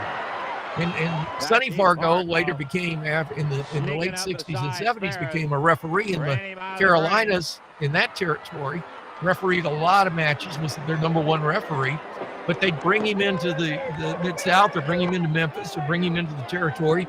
It really is a sort of a gimmick. And Jackie would bill him as his nut house brother that was in the insane asylum, and he had to sign him out to get him to come on a 3-day pass and wrestle. And then Roughhouse would be the crazy wacko, bring a trash can. He was the first one I ever saw bring a trash can to the ring, and all that kind of stuff. And that's what, that was the persona they sold with Roughhouse. So in reality, Roughhouse Fargo went from being half of the Fabulous Fargos to a tremendous referee and a well-respected referee in the business, to being the gimmick and the character of Roughhouse Fargo. Well, we're doing the selling, and I would bet money the hot tag goes to Jackie Fargo. What do you think, Michael? I think you're right. Haven't seen a lot of Dundee in this match, though. No. That was a great sell. That was a good punch thrown and a great sell. This guy almost looks like a Bruiser Brody kind of character. Lawler fires back. Yes, I agree with you on that. It's Pete Austin. He was a good hand, and I don't know where if he went anywhere after here. I'm sure Chris remembers Pete Austin, and somebody heard that Greg Valentine was a Fargo brother, and he wasn't a shooting Fargo brother, but he did wrestle as a Fargo brother several times. Of course, Greg Valentine, the son. Atomic drop. Sorry about that, Randy. 2, 3, got it. I got a 3 count. I got a 3 count. One of his 2 signature moves was that atomic drop. And did you ever watch Jackie? And there's some great video of him, I know, throwing the drop kicks. The winner is Lawler. Yeah, it's amazing. And to answer Frank's question, this was probably a couple of months after, or maybe 3 or 4, but less than half a year. As here comes now, as Fargo wins, and now they do, trying to do a injury angle, and now they're setting up where Fargo gets to be serious as they're trying to blind Fargo, and you see they sell that tremendously as they keep the cameras on and they watch that, and there's that. Quick comments. We'll go with Chris first about Jackie Fargo as we're trying to keep it moving here. Jackie Fargo. Well, Jackie was, in his prime. I was a small child, but the two things that I guess the best way for me to explain it is Lawler was like our hero when I was a kid, but Jackie Fargo was invincible. Like, seeing that clip there brought that memory back about him being blinded. Like, anytime Jackie Fargo came in and wrestled, you thought he was going to win. He was unbeatable. He was almost bigger than life. Like, Lawler was a hero, but Jackie was like bigger than life, if that makes any sense. Oh, absolutely. And that's great comments for sure. Now, the first question I'm going to ask, and I probably asked it before when we call in Pat Trammell. Pat, in Birmingham or any of the cities you watch professional wrestling, how much did you see of the 70s version of Jackie Fargo, the top babyface in the territory? Thoughts on Jackie Fargo? I saw a good bit of him, and in my mind, he is more of a legend of Memphis wrestling than Lawler. No disrespect to Lawler, but in the Gould Welch territory in Birmingham, you would call in Fargo if there was a heel. If there was a heel who got out of hand, or if there was a heel team that got out of hand, and when he brought Nuthouse in, which I know was Sonny, there was chaos was going to ensue. But in the pantheon of Memphis wrestlers, and we all know the great ones, he had a presence, and a place on the pantheon that nobody else has. I mean, he's the godfather of Memphis wrestling in my mind. No doubt about that. And we're down to 2 left on my list. And just let me explain to everybody. And I see comments and people saying, well, this person needs to be on. And obviously, all 4 of us have people that we will add to them. This show is structured as far as written out and a format written, and we go by the format. But just like on Memphis television, always when something happened, you went with it. When something happens on this show, when the audience member says something, whether one of the panel members, Pat and Chris and Michael, says something, whether I have a thought, we just go with the flow, and that's how the show is done. And we will change things on the fly. 2 more to go. Again, one of my favorite people. He was from Japan. The Honorable and Imperial Mr. Tojo Yamamoto. Wow. Tojo, born January the 6th, 1927. Tojo passed away on February the 19th, 1992, at age 65 years old due to a gunshot because of terminal illness. There was nobody like Tojo, absolutely nobody like Tojo Yamamoto. Man, where do I even start? Because I may tell you some stories that I've already told, but they're great, absolutely great stories. And I'll tell you three funny stories because Tojo, even though he was small in stature, the people believed in Tojo Yamamoto and the era after the war and the dreaded Japanese wrestler, the Vicious Heel. And Tojo Yamamoto was that Vicious Heel. And he drew a lot of money in the Memphis territory and all over the place. There's no doubt about that. Then he had part in training Jerry Jarrett. And they put Jerry Jarrett together and explained that Tojo was training Jerry Jarrett. And the dastardly Hills beat up Jerry Jarrett. Tojo made the save. And I can tell you right now, as far as tickets sold, money made, Fabulous Ones made more money as a tag team in current money than anybody.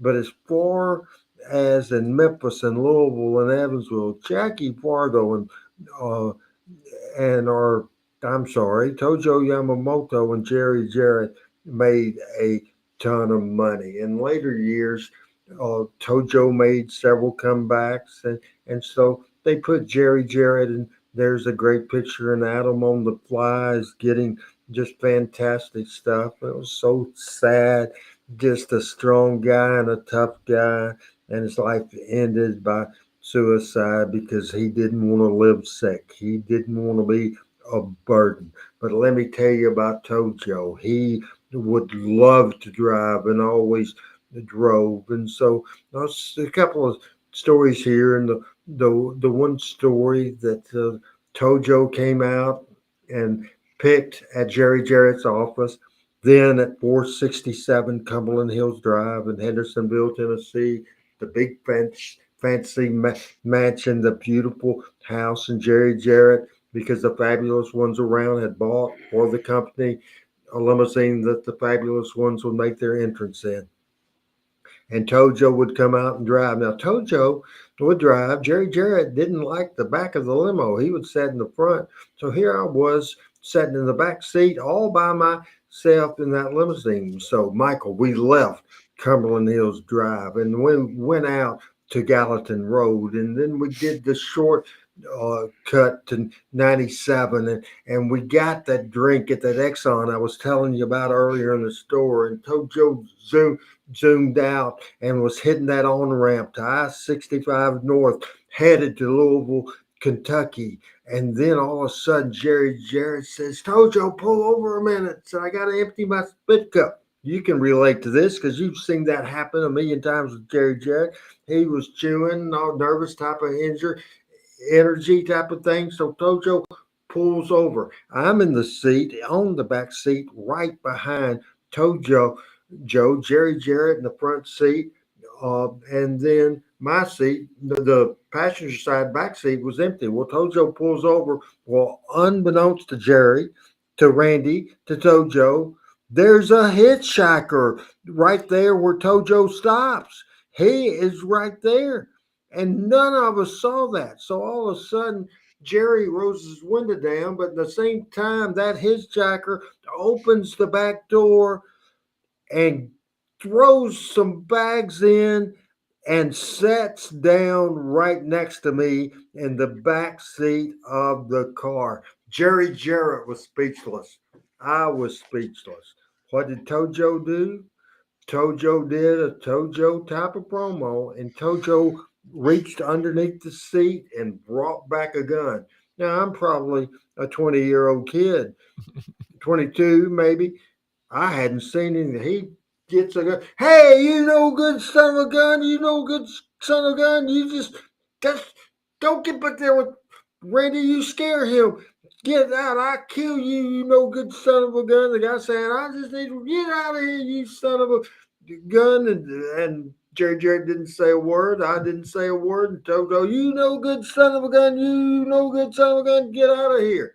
So the guy dove out of the car, closed the door. I opened the door back up, threw his bags out of the back. Tojo telling him to Randy, Hales, you no good son of a gun. You throw bags out. You get rid of bad evidence. You get rid of evidence. Throw bags out. I'm thinking, well, he didn't kill the guy. How's this evidence? But so threw it out, slammed the door, and Tojo burned rubber band, and off he went. First story, second story, 2 or 3 years later.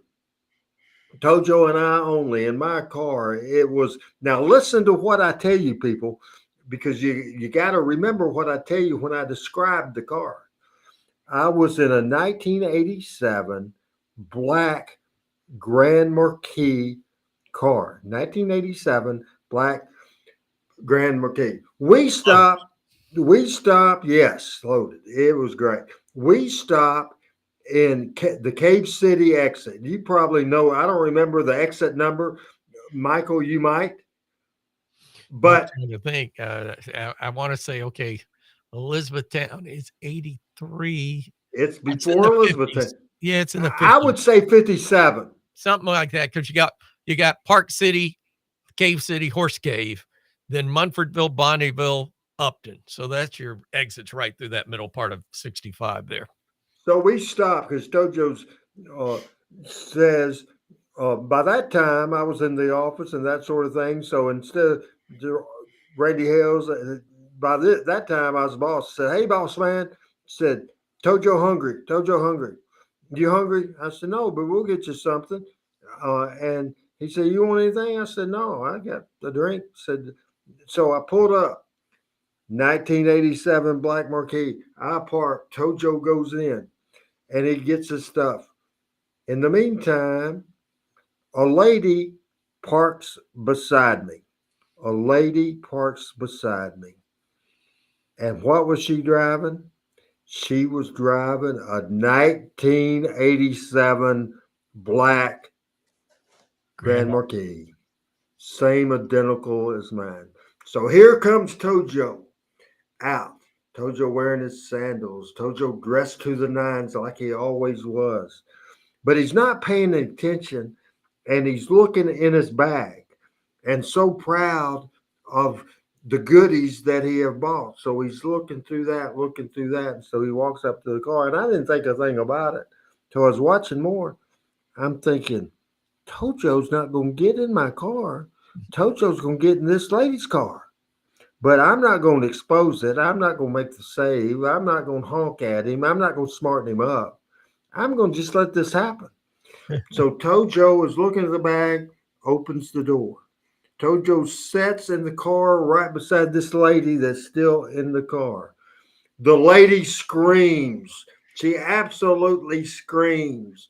Tojo screams. Tojo tells her something. Her window's down, my window's down. I'm laughing, and Tojo said, "So sorry, Tojo, so sorry. Wrong car. So sorry." And he gets out, and he comes storming over to me. He gets out, and I'm laughing my ass off, and I couldn't freaking hardly. I was crying. I was laughing so hard. "Randy Hales, you no good son of a gun. You set Tojo up. You no good son of a gun. You're a no good son of a gun. Tojo, look stupid. Why didn't you spark me up?" And I said, "Tojo, I was looking at the map." I lied to him because I knew he was mad. I said, "I didn't see Tojo get that door. I'm sorry." And then he said, let's go. They call police. Lady calls police. Get Tojo in trouble.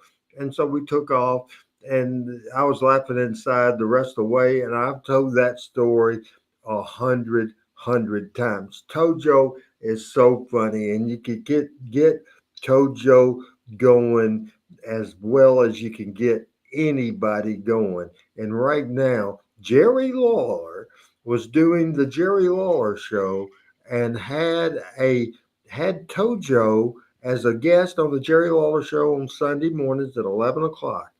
Saturday morning wrestling, Sunday morning the Jerry Lawler show, and Lawler brings up a rib.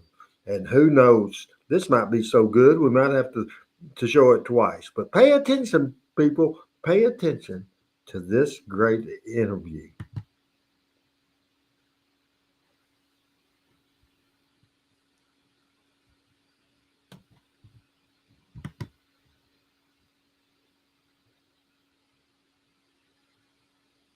There was a little delay. The video was started, but there was a little white in the background as we got it going. I apologize for that. Remember the time when we were wrestling in Jonesboro, Arkansas, and Jackie Fargo was on the card, and this is something I don't know if a lot of people realize, but we'd try to have a little fun in the dressing room every Yeah, night. there's no good Jackie Fargo. One time wait a minute, I go to the ring, and when I come back, I don't know what.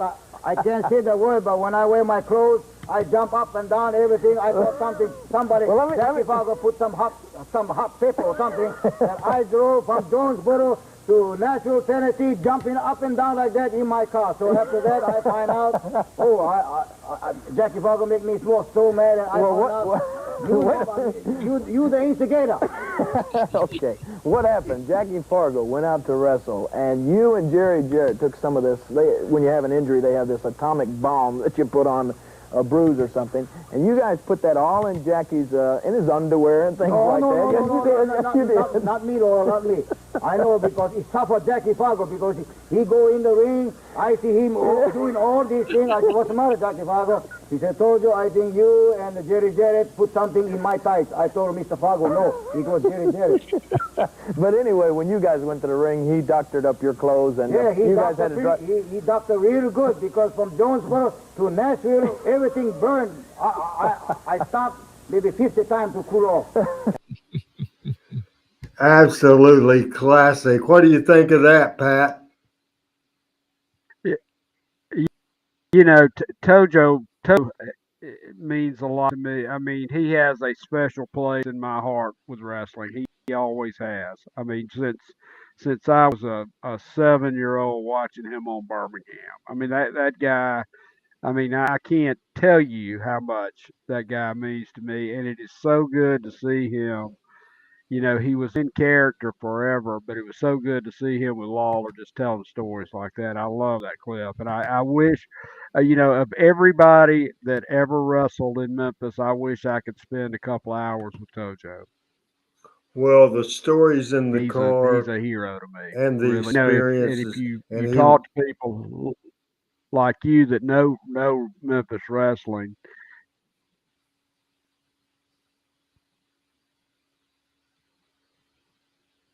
We're kind of cutting in and out, but anyway, the thing that is also it's generally known, but I mean I don't know of a a great wrestler that came through Memphis as a young wrestler that Tojo didn't have a big hand in training, and that goes Jeff Jarrett, Brian Christopher.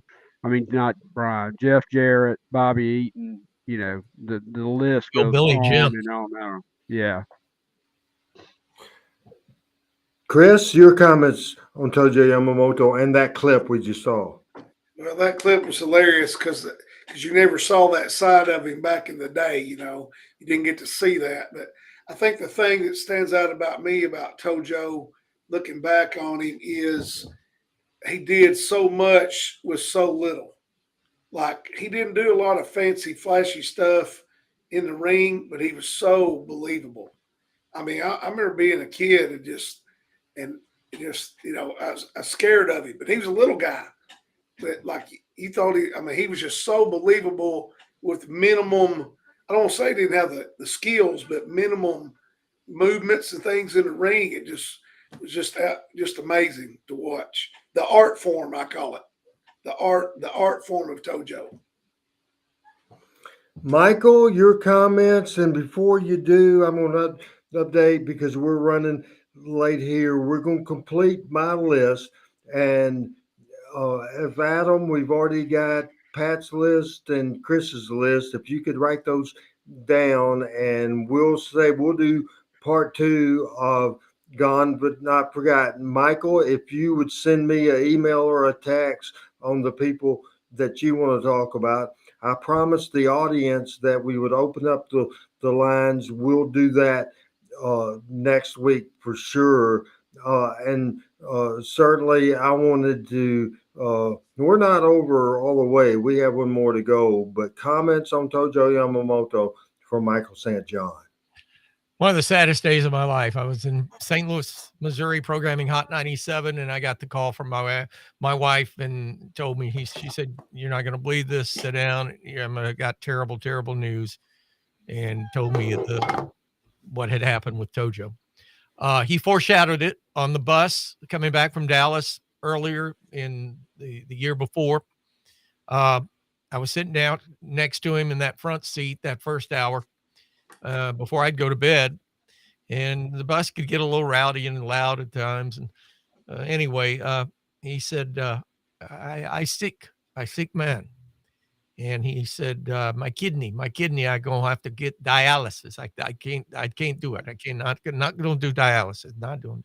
I said, Tojo, you got to listen to your doctors. I mean, this is a thing that they have done. They've done forever in medical profession. They can cure you. They can make sure that you won't suffer anymore. No.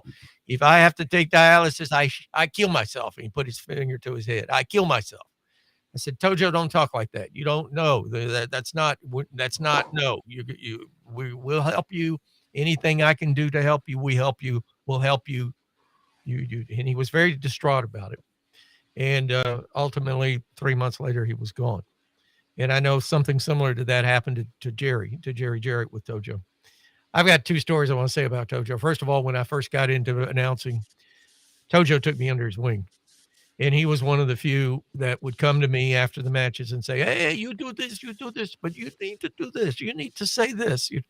And he was very, very professional. I think, Coach, you had a great point about, what he did and how simplistic he was, but he was ultimately the ultimate professional and guarded the business. He guarded the kayfabe of the business. I don't know if you guys realize it, but anytime Tojo threw a chop, and he was working with somebody new or working with somebody he hadn't worked with before or something like that, he would go, and you would think that he was hissing at him. And he'd throw that chop, and he'd pop that chop, and you'd hear it all over the arena. But he was telling the guy, he'd say, sell. But the way he was saying it, you were getting the part, but you weren't getting because by the time he hit it, he was in the guy's ear. But every time he'd throw that chop, he'd say, sell. And that's what Tojo was all about. I do have a funny story I want to add, and this is one I've never told on the air before, but it happened at Beach High School in 1979. We at Kicks 104, we had a basketball team called the Dirty Dribblers. We went out and played the teachers, the band members, the alumni, whoever wanted to play us, raise money for whatever they needed money for. We played from the day after December till the day before St. Patrick's Day, sometimes 3 times a week, all over. We covered 94 counties. So we played all over, all the way up through Central City, Kentucky, and many times in Cave City that we talked about earlier tonight, Caverna High School. But anyway, we teamed up on several of the events, and there was an afternoon fundraiser for the Beach High School basketball team. We played the teachers. It was an assembly for the kids. And I was working with Nick, and George liked to play basketball. So he'd be on our team when we would work with them. And he wanted to do a rock and wrestling thing where we would come and do a basketball game, and then he'd have a couple of matches after the game. So Tojo, he wanted to dress out that day. Tojo dressed out. He dressed out. I was trying to think who else. Maybe it was Bobby Eaton that dressed out. And we played basketball at Beach High School. And a little girl, probably, I don't know, 11th, 10th grade, came up behind Tojo. And she yells in Tojo's ear real loud. She says, "You suck." And without a second passing, Tojo said, "Hey, you got no hair on your pussy." My disc jockeys hit the floor. They were laughing so hard, they jumped off the bench. They all heard it. They all saw what happened. And we couldn't play a lick after that because Tojo had just... I wasn't expecting that. Instantaneously said that. And I'm like, oh, Jesus, we're going to have some apologies to do today. But nothing else was ever said. But We were at a Kicks 104 reunion several years ago, and Bobby Cook brought it up. He said, "Remember that time at Beach High School with Tojo?" But that girl, and I mean, she yelled it right in his ear, ear shattering. And that's what he said. So there's the kicker for the night. All right, that is the kicker. Now, instructions to Adam at the control center, and he's building a elaborate new control center for his home in Georgia, and we will debut that hopefully next week. Now, I'm going to ask you to do something for me, Adam. I want you to keep my mic hot, and I want you to go to black. I want the screen completely black if we can do that. Can we do that?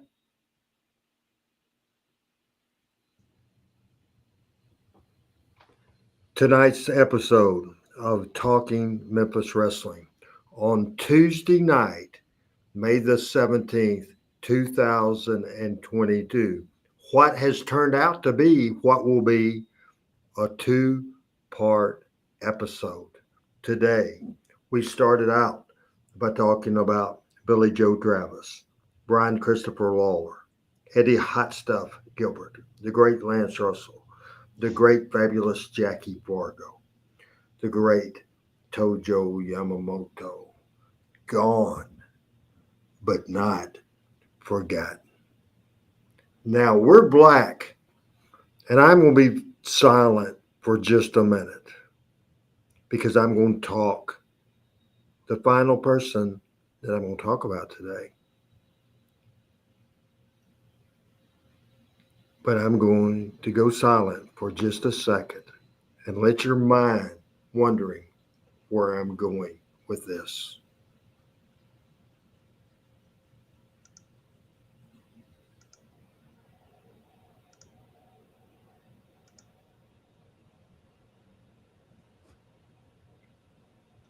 What you saw or didn't see for the last 10 seconds, as we can come back to me, what we saw is we didn't see anything. You saw me and you didn't see me. Go back to black real quick for just a second. That black is no Randy Hales. That black is no Randy Hales. Back to me. As I talk, and I don't need any damn notes for this, people. Don't need any notes. I don't need any headsets. This is me talking from the heart. Back to black. Without this next person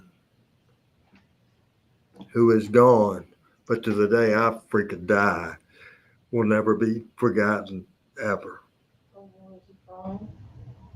Without the person that's gone but not forgotten.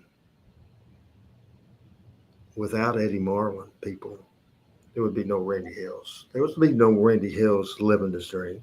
Shown here with his daughter Diane, his son-in-law Randy West. As Eddie, I spent the last year of his life rushing there to take care of him as he was ill. And one of the most worthwhile things I've ever done in my life without Eddie Marlin. Put the picture up with, there you go. Probably in the last month, those both pictures. Eddie's happy. Eddie liked his food that day.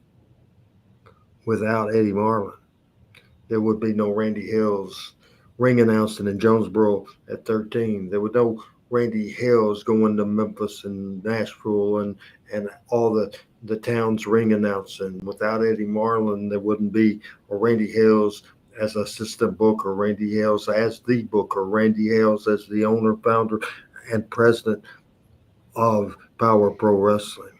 Without Eddie Marlin, go to black. Jesus, you're killing me.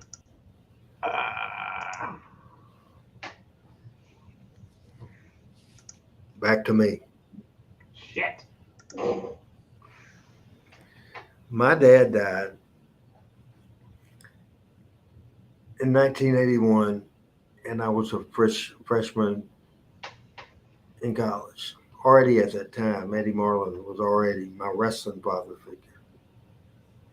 I got a wild hair at my ass after that happened because I was emotionally scarred and shook up.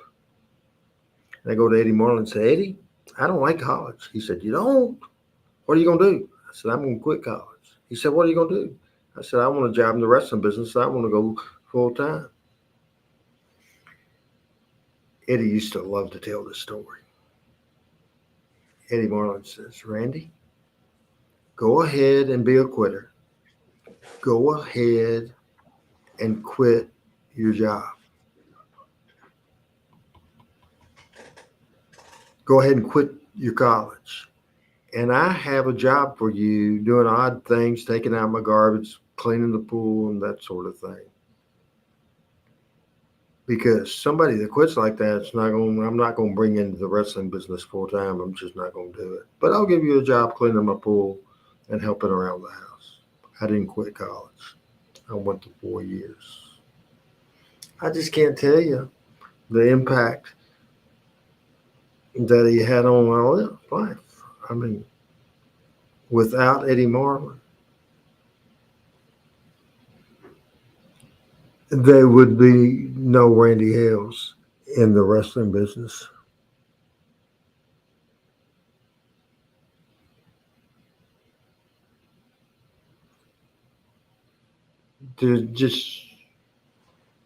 I can't say any more. I would not be doing this. There's a song. It's the hottest song in the country. We'll get in trouble for it, so I don't want Michael to play it, but called Doing This. What would you be doing if you weren't doing this? All this years later. Sure, I'm not booking Memphis. Sure, I'm not going to many towns. But Friday night, I went and saw the Rock and Roll Express. I was doing this. Saturday night, I went to Marianna, Arkansas, and I'm doing this. I was born to do this. I was absolutely born to do this. And I would have not been able to do this if it wasn't for Eddie Marlin. Somebody a couple of years younger than me went to the matches every Saturday night. Real quick comments, and we got to get out of here. Chris Ellis on Eddie Marlin. And as Chris talks, take me off the screen. Well, Randy, the belief you had in yourself, but also no audio. I got him. The belief you had in yourself, and then also Okay, as we don't have audio from Chris, let's go to Pat. Pat? We had audio. We could hear. I had audio too. Yeah. Maybe. Hey, let me stop you because hell, I got so wrapped up in that thing. We probably did have audio from Chris. I took my damn headsets off. Real quick comments. Say it again so I can hear it on Eddie Marlin. I said, Randy, the belief you had in yourself was great, but the fact that I believe all successful people have mentors and people that believe in them. And, you know, Jim Valvano, the great coach, said his dad gave him the greatest gift ever. He believed in me. Well, Eddie believed in you. From the time he took you under his wing to that great story about not letting you quit college, he believed in you. And that's something that's invaluable for somebody to do for someone else. Before we get to Pat and Michael, real quick, Chris, as we pop you back in, just real quick, 20 seconds. Tell us who you want to talk about next week. We'll have to make this a two-part series. Have to. Who are we going to talk about next week? My two are Sam Bass and Bobby Shane. All right. Want to bring in Pat as we have that up there. Let's show Sam Bass again, Adam. Let's do that and take a little bit more time. That's a classic picture from probably 73 or 74, Jerry Lawler and Sam Bass. And tell why, even though he didn't ever wrestle in Memphis, tell why you have Bobby Shane on your list. And we'll talk more detail next week. Well, Bobby Shane, he gave Lawler the first crown. And if he hadn't died in a plane crash, then he would have been the king, and Lawler would have probably never taken that title. So nothing happens by chance in life. Everything happens for a reason. And that sequence of events led to what we know today. Pat, comments from my comments about Eddie Marlin and your comments, and also tell us who you want to talk about next week as we wind this episode up. Well, certainly knowing you like I have, I know how much Eddie meant to you, and I know how thankful you are to spend his final days with him. And we all have somebody in our life that believes in us, and the only thing I'd say is, find a find a young person you can believe in and let them know it. And I think that's the Eddie Marlins of the world for you, and the Chuck Boswells of the world for me, and everybody's got somebody. Um, that's a very special thing. And next week, I'd like to talk about Troy Graham and Buddy Landell. Troy Graham and Buddy Landell. Before we get to Michael, and that's a great job. Adam is fabulous doing what he's doing. Before I get to Michael, and one thing I want Michael or Adam to jump on here, because I'm not reading the comments on the screens. So either I can do it with being taken off the screen, or Michael can do it. But I want to say one thing. So Eddie Marlin left us on August the 15th, 2019. But you know what? I have these shows where I can watch his matches and I can talk about him. But you know, another thing that I have, and I'm hoping that the comfort and the support they give to me, that I give to them.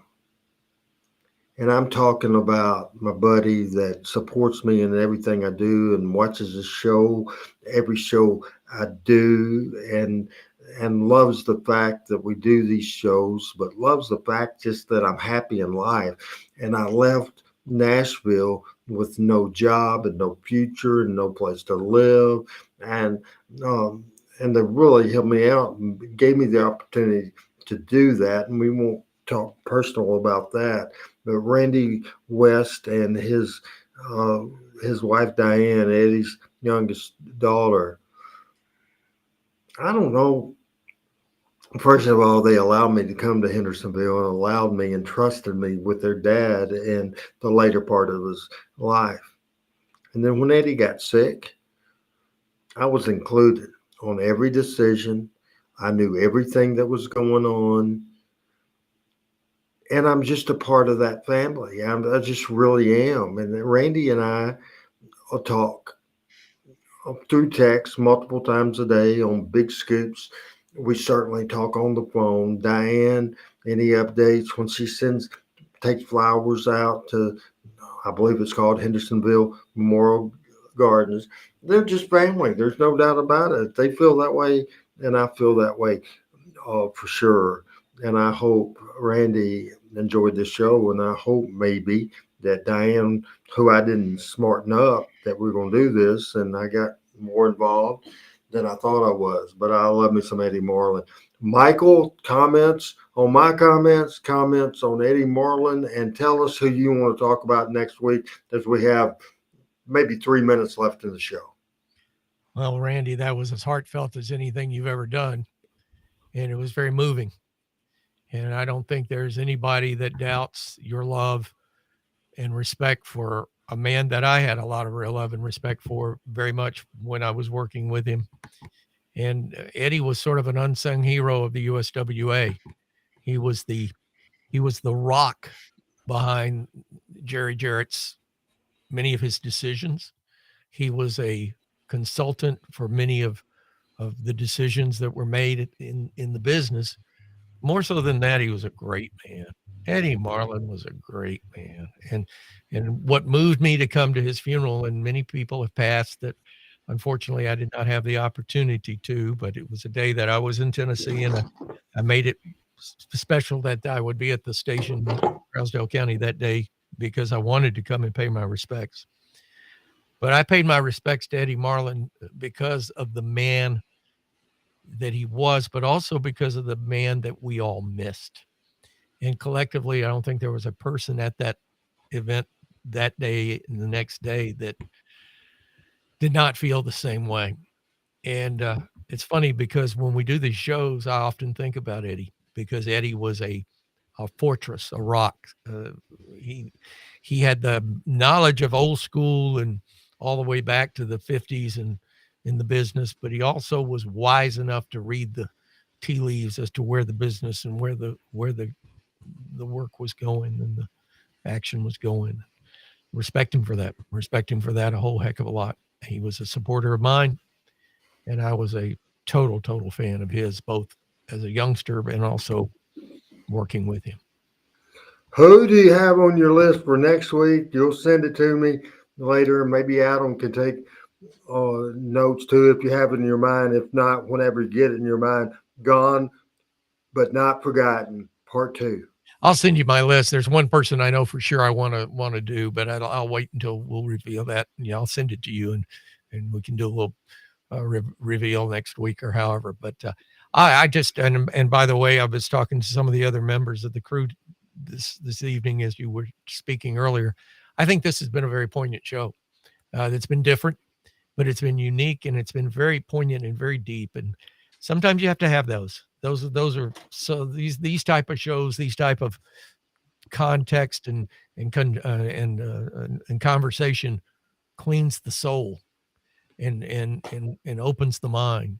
And it may not have been the most entertaining show, quote unquote, but I think it's the most deep show we've ever done. You know, I disagree there.